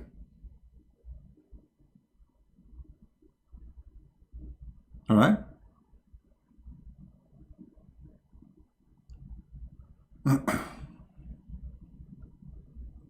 You understand? This is why we are here. Otherwise, why would we be here? We are here to share knowledge so you can fight this cult.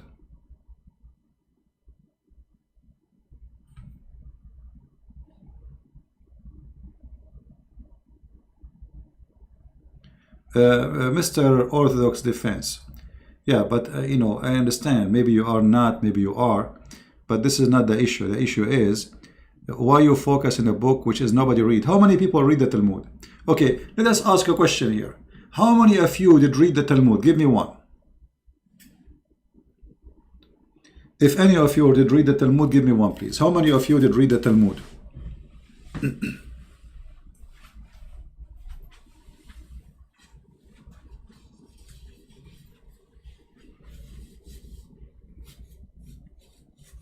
How many?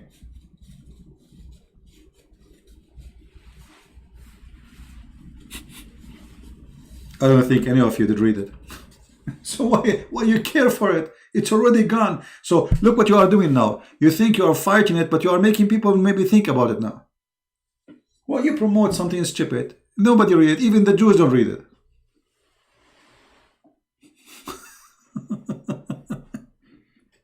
Talmud. Talmud is a book of fiction. Actually, Muhammad, he got tons of his story from there. Flying carpets and stupid stories, all the garbage of Muhammad is coming from the Talmud. All the legend, the aunt of Suleiman, and the Talmud and its sisters.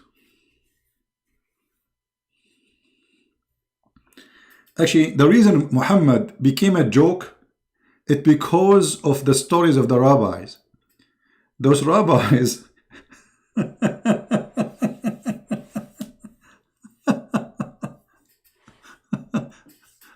they are very high. Oh boy.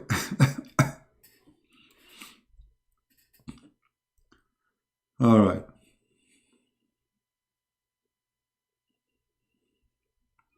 Yeah, the Torah is what we care for. The rest is just a book of fictions, a collection of stories.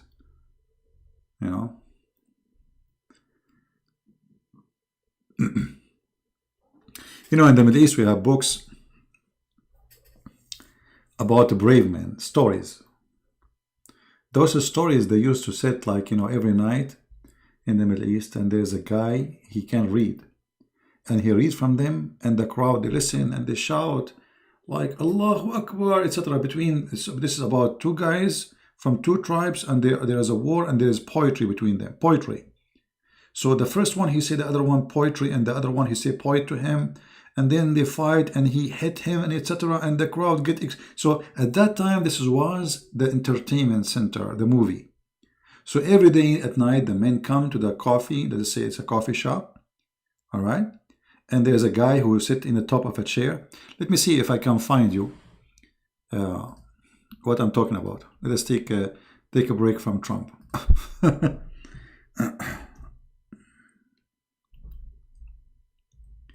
Give me a second.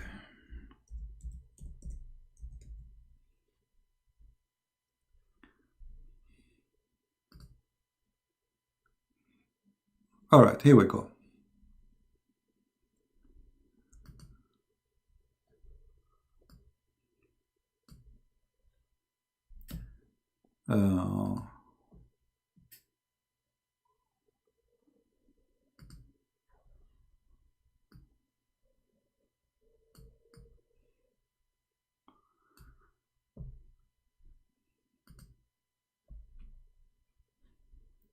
I'm I'm trying to find you some pictures.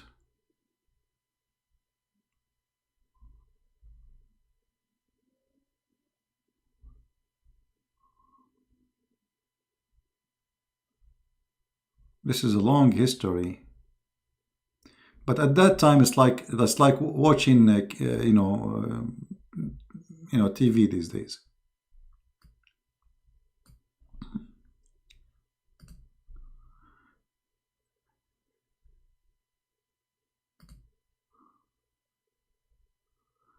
All right. So a guy, he will sit in that chair and he have a book, and he read usually from like the story of Abu Zayd al-Muhalhal, Salama, or the story of Antara. I mean, those are, and those, by the way, are Christians too. Those are heroes in the Arabian history, and they have a lot of poetry about them.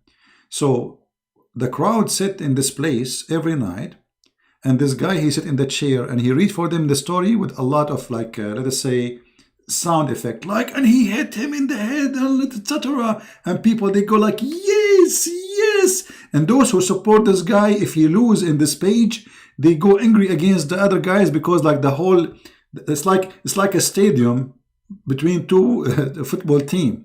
This is the football team at that time. So the rabbis, they have tons of stories, fiction stories. It was kind of entertainment for them in their time. And many of them, they fabricate those stories to control the crowd. As an example, if you remember, let us go. Do you remember when a Jewish woman, she said, I didn't see the picture. Hold on, let me put the picture for you. You see this guy here? This guy, he have a book in his hand. He read the story, and the crowd go excited. So they put a chair in the top of a high stage, higher than the crowd, and people, they are smoking argila, or let's call it nargila, and he quote the story, and they go crazy.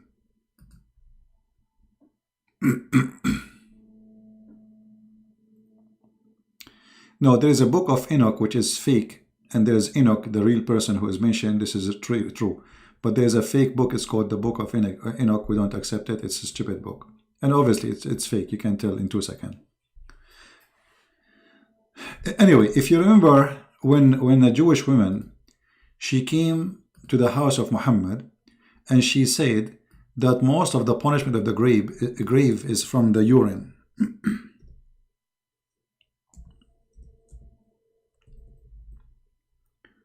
Let us see that.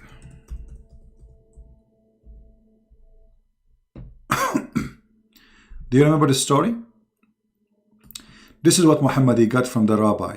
He learned those stories from them. This is why he turned to be stupid. So the woman, she said to Aisha, this Jewish woman, that the most of the punishment in the grave, it is because of the urine. All right?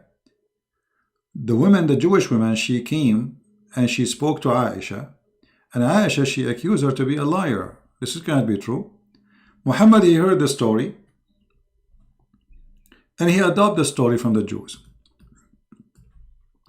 And those stories are the stories of the rabbi.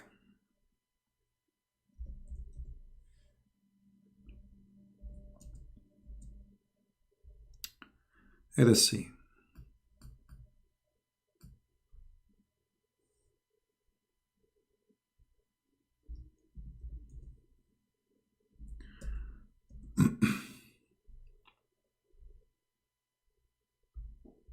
There we go. This is the hadith actually. Aisha said, a Jewish woman, she came to her and mentioned the story of the punishment of the grave, saying to her, may Allah, protect you from the punishment of the grave. Okay, but what is the reason for punishment of the grave? Here we go. It is urine. So Muhammad, he learned that from the rabbi, and he adopted their stupid stories. So let us say the rabbis, the stupidity of the rabbis, they made Islam look really stupid. Muhammad, he believed really in those rabbis, that those people, whatever they say, it must be true. So he adopted blindly whatever they say. You know what I mean? And because of that, Muhammad became a joke for us today. I mean, who in the world want to believe that there's a God who punish you? The most punishment in the grave is because of urine. I mean, if this is the reason for a punishment, why Allah He made us have urine? How you can be punished because of urine? I mean, what a crime, right?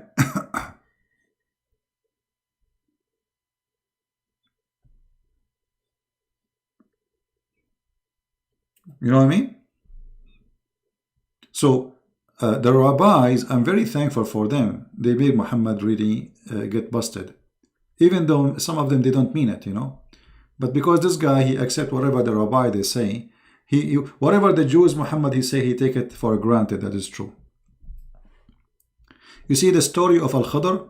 You remember Al-Khadr? Mr. Green, the guy who drank from the fountain of youth, the one who made Muhammad in trouble because of it, you know, the rabbis. They came to him and they asked him, what do you think about the prophet Al-Khadr? So now this guy, he believed he's a prophet, and he believed that his name is Al-Khadr. That's it. This is what you know. Who is Al-Khadr? What his first name? What his last name? Where is he from? Who is Al-Khadr? Mr. Green. And why he's Mr. Green? Because he drank from a fountain. It's called the fountain of youth. So but in this case, the Jews, they wanted to make fun of Muhammad. So they asked him about the rabbi, the Al-Khadr. Muhammad, he started asking, searching. He heard the stories about Al-Khadr, and this is very well known. I mean, people, they speak about Al-Khadr always, since the time of Gilgamesh and even before, about a fountain of youth, a person who drank from it, seeking eternal life. And this is why the Muslim believe that Al-Khadr, which means Mr. Green, which means supposedly his name is Mr. Green, because if he sit in the grass and he sweat, the grass will turn green, because he is sweating from the water of life. All right, because he drink from the water of life. So Al-Khadr was alive in the time of Noah. He was alive in the time of Musa. He was alive in the time, and even he joined the funeral of Noah. He was in the funeral of Musa. He was in the funeral of Muhammad. All right, and many Muslims believe that he is still alive. All those was from the trap of the rabbis of the Jews. We made many videos before about them. You can watch them if you want. Right? You can watch them.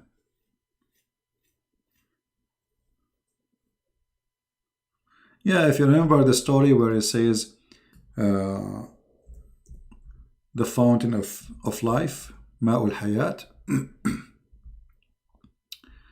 Let us see here.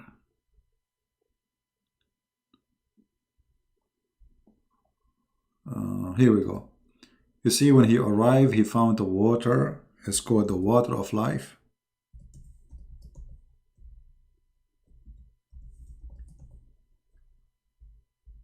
You see the story? So they will take them, and by then they would have. Sorry, okay, hold on. Okay. And they will spring out a seed spring out of the bank of the rainwater stream, and they will remain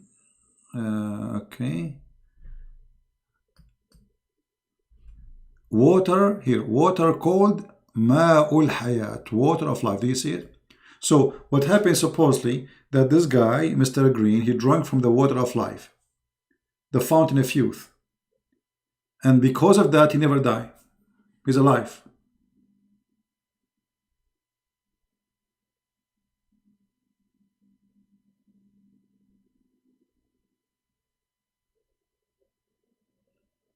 Right?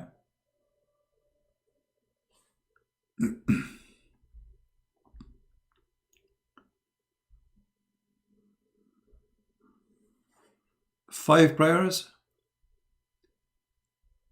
Well, first, in Islam there is no five prayers, there are three. The five prayers, I believe it's something invented later. You know, when Muhammad, you see, Muhammad is a Sabian person.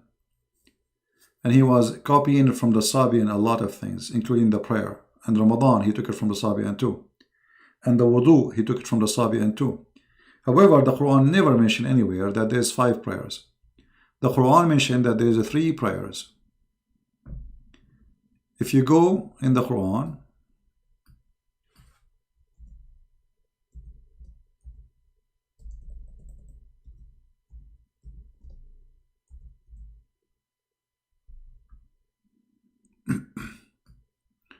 chapter 11, verse 114, it says the following. And perform the salat at the 2 end of the days and before the night come. Not some hours. This is, let us change translation. So it's 3 times only. This is what the Quran mentioned, never mentioned 5 prayers. And if the Muslim, they will say, no, it's a conclusion, it's mentioned in different places, that will make the Quran with a contradiction. Because either Allah, he says 3 prayers or 5 prayers. See here in the translation, they say 5, but it doesn't say that. It says the 2 end of the day and the approach of the night. Fast translation. This is translation of Big Ta. Let us see.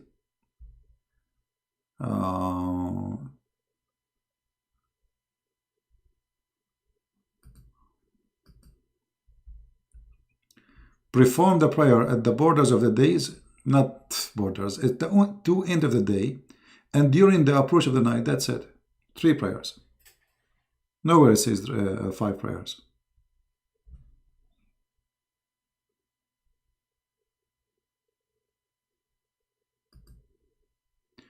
ممكن نزيع من الروم. زيع من الروم يا رجال. ايش فيها؟ زيع. Hibachi spicy chicken. God bless you. Thank you. You must be in love with the chicken, huh? Thank you, my friend. Happy New Year. Thank you for all those who support us. I really appreciate you. Anything else, guys, you'd like me to speak about? I was really happy that I'm able to get internet because if I don't, that means I will stay without speaking to you, making very short videos, and post it. But God is good. We have very good speed internet, and I will be able to do as long as I'm here.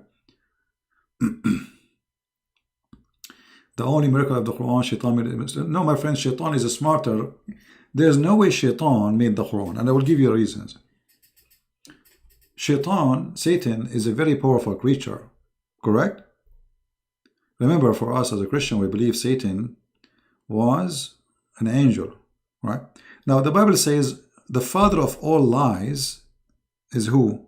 Is Satan, correct? Okay, so he's the father of lies, but doesn't mean that the Quran is made by Satan, and I will prove it to you. The Quran is satanic as an idea, as belief, but it's not made by Satan. Why? Because it's the most stupid, silly book ever. There's no way Satan is... I would be so disappointed if Satan is the one who made this book. Because Satan will look like a little rabbit who is chewing a carrot and he thinks it's a microphone. You know what I mean? So I don't think really it's Satan who made the Quran. Because this is a very silly, stupid book. There's no way Shaitan, he would think that a sun set in murky water. He knew better. There's no way Shaitan, he think that there is 2 east and 2 west. 2 east and 2 west. And then the Muslim, they try to explain to you. Yeah, the sunset in the winter different from the sunset in the summer different. But my friend, this is not 2 east and not 2 west. The only Lord who is the Lord of the 2 east and the 2 west is Allah.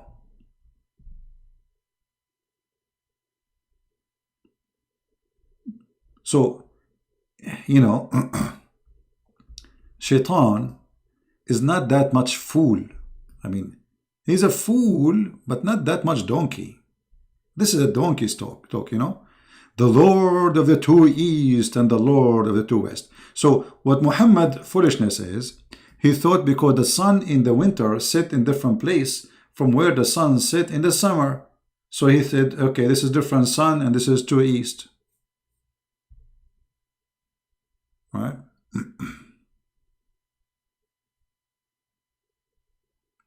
My friend, Muslims, they refute themselves. Isn't it this is the guy whom hijab, he posted a video for him, annihilation for the apostate prophet? This is the most stupid guy. He is the one who said the sun, hey my friend, the sun doesn't set in the murky water. It says under the throne of Allah. And then they show the hadith. It says, so I got him, but those are kids. Don't mention their names. If they have the courage, let them call me. I do not need to get them busted. Their videos themselves, they get themselves busted. They are not even worth me talking about them. They have no courage to call me. Muhammad ever improve anything from his time? Muhammad improve anything? Well, you see,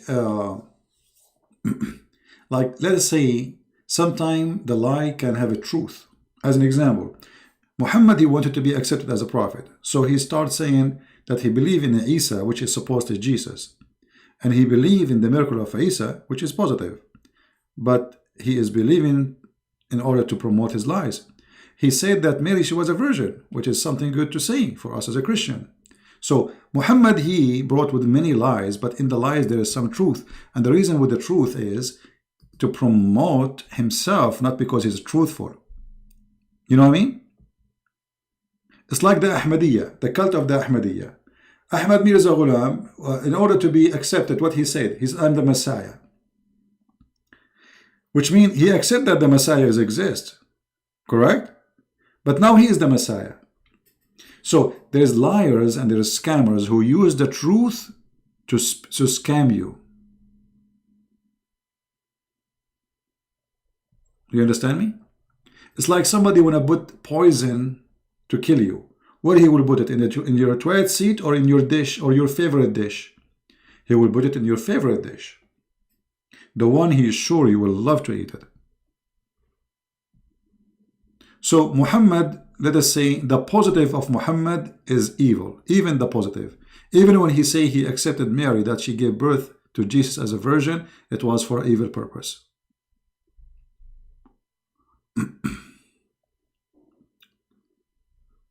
Is it true that Muhammad himself fed a blind Jewish man until the day?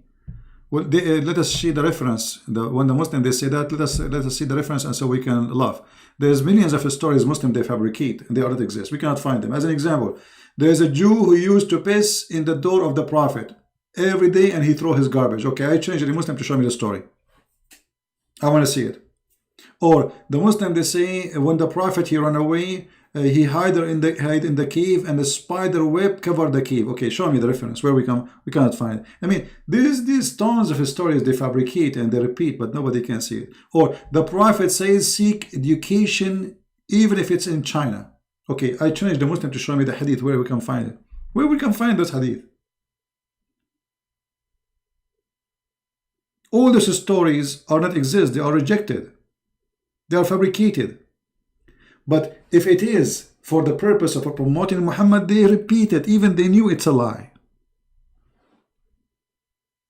And this is the unique thing about Islam, because they knew it's a lie. And as an example, the story where Muhammad, he says, there's no difference between a black and white. Correct? There's called the sermon of the Hajjat al-Wada. All right. How many times we quote for them, they say to us, this is weak. We don't accept it. Well, the sanad is da'if.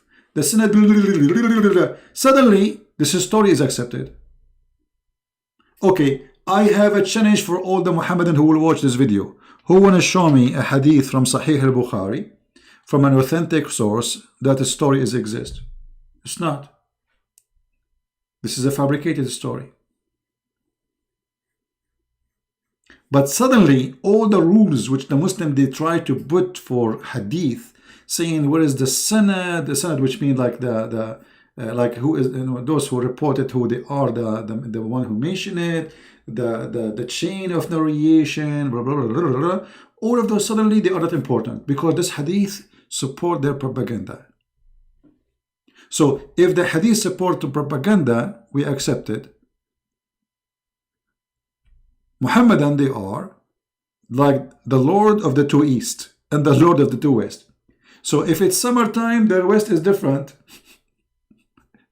They are seasonable people, you know, they depend in the season. Islamic change depend in the season. In the time where people became more secular, Islam trying to adopt secularism. Islam is like a snake, change its skin. You know what I mean? Islam in the Middle East says, we want to kill you Christians, we want to slaughter you. Islam in Europe, Islam is peace. Islam in America, Islam is an angel. But in the Middle East, they say to us clearly, they want to kill you. You go in the Middle East, you hear the sheikh in the speaker, right in the speaker, you hear it in your home. The Christians are the filthy, the pigs, the dirty. You go in Europe, you know, you speak to a Muslim in the street, you say, we don't say that to Christians, no. No, we don't say that. We respect Christians. Islam teaches to respect others. No, I cannot take calls for today. I apologize. But maybe soon we will take your calls. Yeah, in Europe, you know, professors, they are lying to you, fooling you about Islam as a wonderful religion. I mean, when a professor, he says that, how he can be a professor? What is the, I mean, isn't it Islam who invade Europe? Isn't it Islam not long a time ago took half of Europe? Isn't it Islam today actually taking already half of Europe? Isn't it Turkey half of Europe? What is Turkey? Turkey, this is Europe. This is not the land of something called Turkish.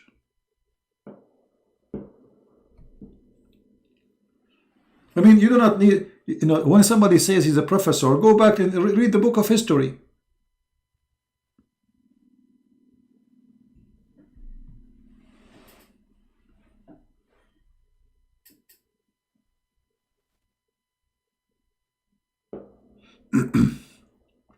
We don't want to fight Islam. We don't want to fight, fight the cult of Islam. We don't want to fight Muslims.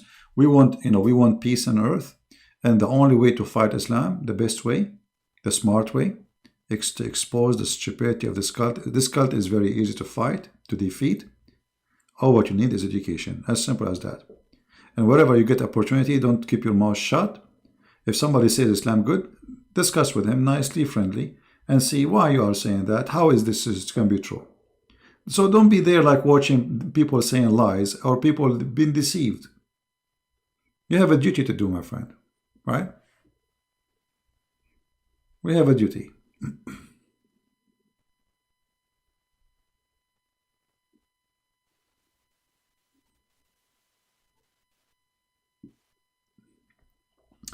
Happy New Year, Sam. Happy New Year. How are you, my friend? Will you, educating David, Muslims, help us to make them leave Islam? David, what I'm doing here, my friend, so what I'm doing here, isn't it I'm educating you so you can fight Islam? Right? And you can help Muslims. I'm not against Muslims, I'm against Islam. So we want to help the Muslims, and the only way to help is yourself first, and your society, and with the Muslims included, if they are there, is to spread the correct education about Islam. My friend, if you are wounded by Islam, we will fight Islam, CP. What does that mean? And if I wounded or not, don't fight anyone because of me. Don't what fight? Don't worry. If I wounded, I wounded. Okay, And if I die, I die myself. Don't worry about me. Don't fight anyone because of me. Fight lies, my friend. Spread the truth and don't worry about me. We need a Christian jihad. What is jihad? What does jihad mean? What? We need to go and kill? No, we do not need that. The best, my friend, the victory is to own the heart and the mind, is not to slaughter. Slaughtering people actually is kind of you proving that you are an idiot. So we do not need to do something called a Christian jihad. You can defend yourself if you have to. If somebody will attack you, this is not a question about it. Self-defense is always a must. This is different. But we are talking about jihad. Jihad is attacking others who did nothing to you. This is what jihad means. Muhammad, he says, I've been ordered to fight and kill all mankind unless they convert to Islam. This is what jihad means. So don't use that term, because that will make you as a Christian look ugly, disgusting.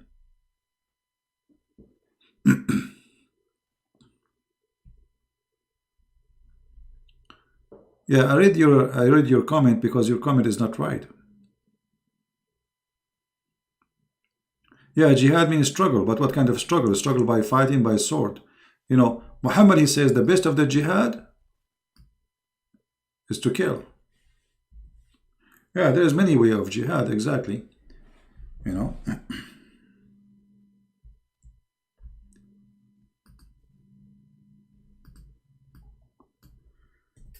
Let me find the hadith.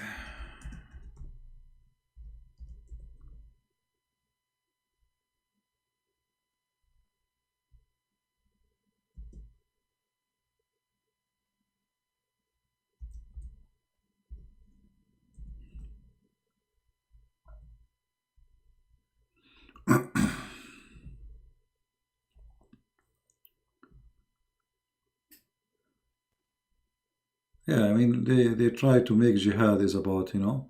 Actually, I want to go and see the hadith. Let's see the Quran.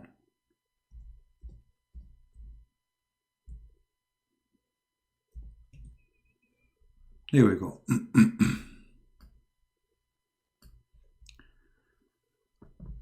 The word jihad is to kill the kuffar. Chapter 5, verse number 54. Muslim, they should be kind toward Muslims, but they should do jihad against non-Muslims. Here they say they strive in the way of Allah. Okay, but it doesn't, you know, I mean, this is the first translation. يُجَاهِدُونَ فِي سَبِيلِ اللَّهِ. They go against the kuffar and they kill them. You can read the interpretation. The Muslim interpretation, not my interpretation. All right? So, jihad is about going after somebody who don't believe in your belief, and then you kill him. This is jihad. They translate the word jihad strive in Arabic. Here we go. Ya ayyuhan nabi, jahidil kuffara wal munafiqeen. O Prophet, do jihad against the disbelievers. And how you can do that? Kill them. Right? And if you do jihad, you know, Allah will give you rivers and virgins and etc. You know.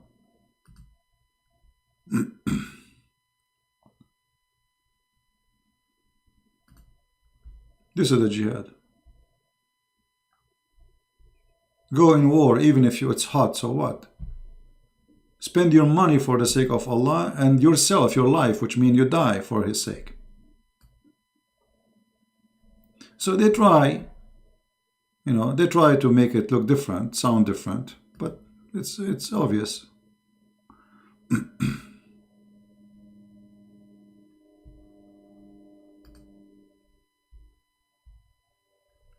Look, always translate the, you know, jihad, do mighty struggle against the kuffar. What does that mean? Go right now to Ibn Kathir and see what does that mean.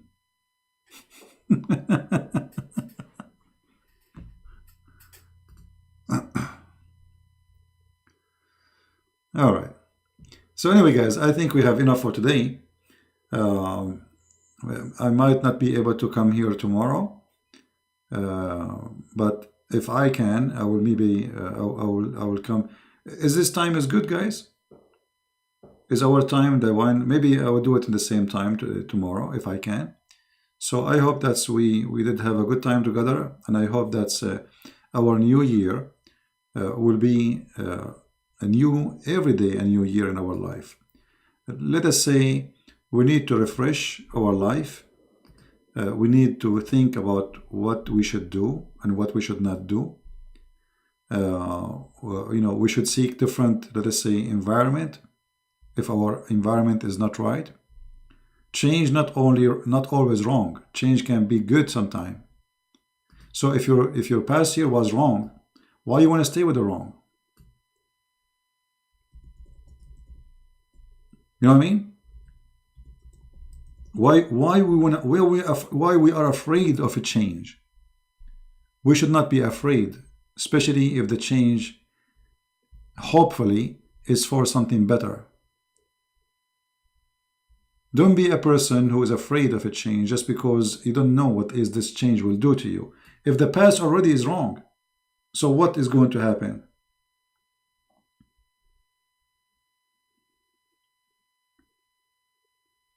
Life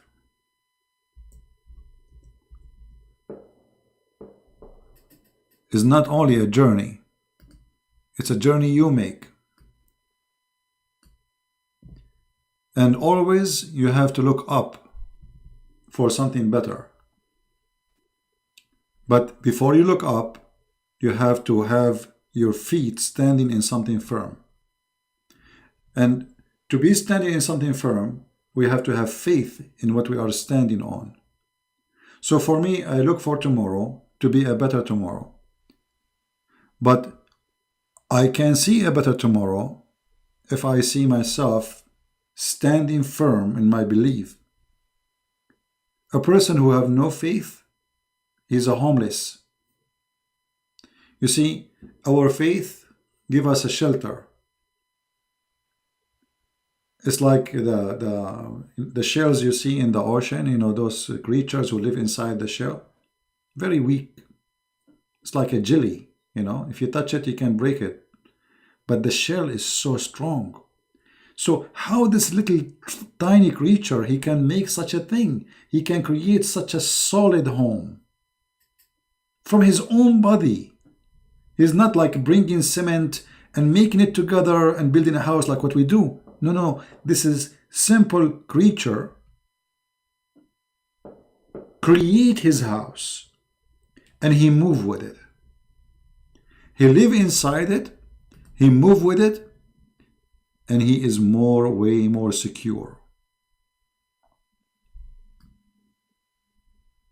And this is what faith can do for us. It move with you. It's a moving house. Protect you from all things around you, evil and bad. You live in the ocean as a small tiny creature, and then there's a huge fish, but yet she cannot eat you because you are inside that solid hard bones. So this small creature was able to secure itself and create an environment of protection. And all of this is from inside, from the inner. So if that little tiny creature can do that, why you cannot?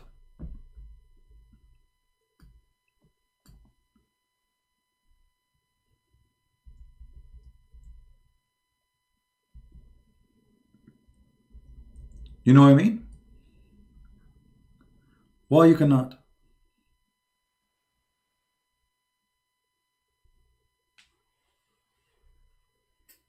So I hope that our coming year is going to be a year of protection, a year of faith, a year of family, a year of love, and a year of better us. It's not a New Year party. It's not a drink.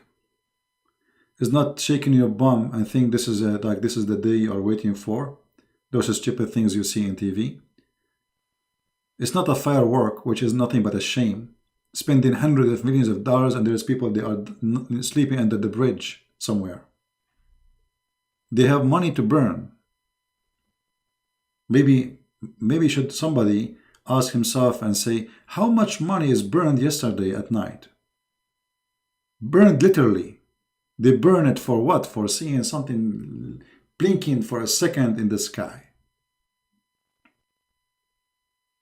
So my friend, the best firework is the firework of God. Look at this creation. Look at this sky. Look at it and be, it's amazing. Their firework is temporarily, costly, and illegitimate, unreal. and actually guilty because they are spending money which they should spend for something better. You see, poor countries, like, once I was in the Philippines and I saw how they celebrate the New Year. It was really, really shame. I mean, this is a poor country, but suddenly everybody have money. Suddenly everybody is burning his money. This is a poor country. At night, if I say tons of millions of dollars are burned, you cannot even breathe. You cannot even breathe. You close the windows, you cannot even, because you are afraid from the smell. The air is disgusted. So they have no money, but suddenly they have money for firework. Government have no money to help citizens, but suddenly government, they have money for firework. So this is not really this is not really the new year of the Lord. Remember, the new year is the new year of Christ. It's not the new year of those idiots who are drinking and dancing in the street. This is the day of the Messiah. And this is a day where you review what you did in the past and you think about tomorrow. And, it's a day of correction. It's a day of calendar, yes, but it's just a day to continue for something better. So I hope the coming year, and already we started this year, will be something of us new. We will have more energy, more production, and more love to our family, our friends. If you are a person who is thinking about divorce, I advise you to rethink, because divorce is very ugly. If you are a woman or a man, you are not happy with your marriage, I advise you to think twice before you think about divorce. Divorce is extremely ugly. If you are a person who have children, you better think about them and think about how you can make your family happy. If you are a person who have a temper, well, you can fight it and see how you can do that and do your best. And don't say I have a temper, what I can do. That's an excuse. We have many things we need to fix. So we need to make this a new year, a year of fixing. So the year after it, we will have a good engine to run faster and better. Not a year of parties and drinking beer. This is not what will help you. Right? So work hard, live better. As simple as that. I want to say thank you, all of you, for being here. May the Lord bless you. I will try to be here tomorrow if I can. You will see me posting if there is something to share. And until then, I will say, may the Lord bless your family, bless your health. And this is the most important to pray for, that we have a healthy brain, healthy heart. And here it's literally and metaphorically, and healthy relationship with people around us. I pray that all of us, we will be people who forgive and don't take heat in their heart. I pray that if somebody of you ever I was rude with him, he forgive me. I don't mean it. I don't know you, nothing personal. I am a person who speaks very naturally, and I don't mean really to insult anyone, but I mean every word I say. Which means, if my word appear to be an insult to you, it's an advice, but it sounds an insult to you. So it's a wrong understanding from you about what I'm saying to you. So still I pray that people will understand me better about what I'm doing, about where we are, what we are trying to accomplish here. And I pray that all of us, we will join in this mission so we can work for best and help. Everybody need help. All right. Thank you. May the Lord bless you.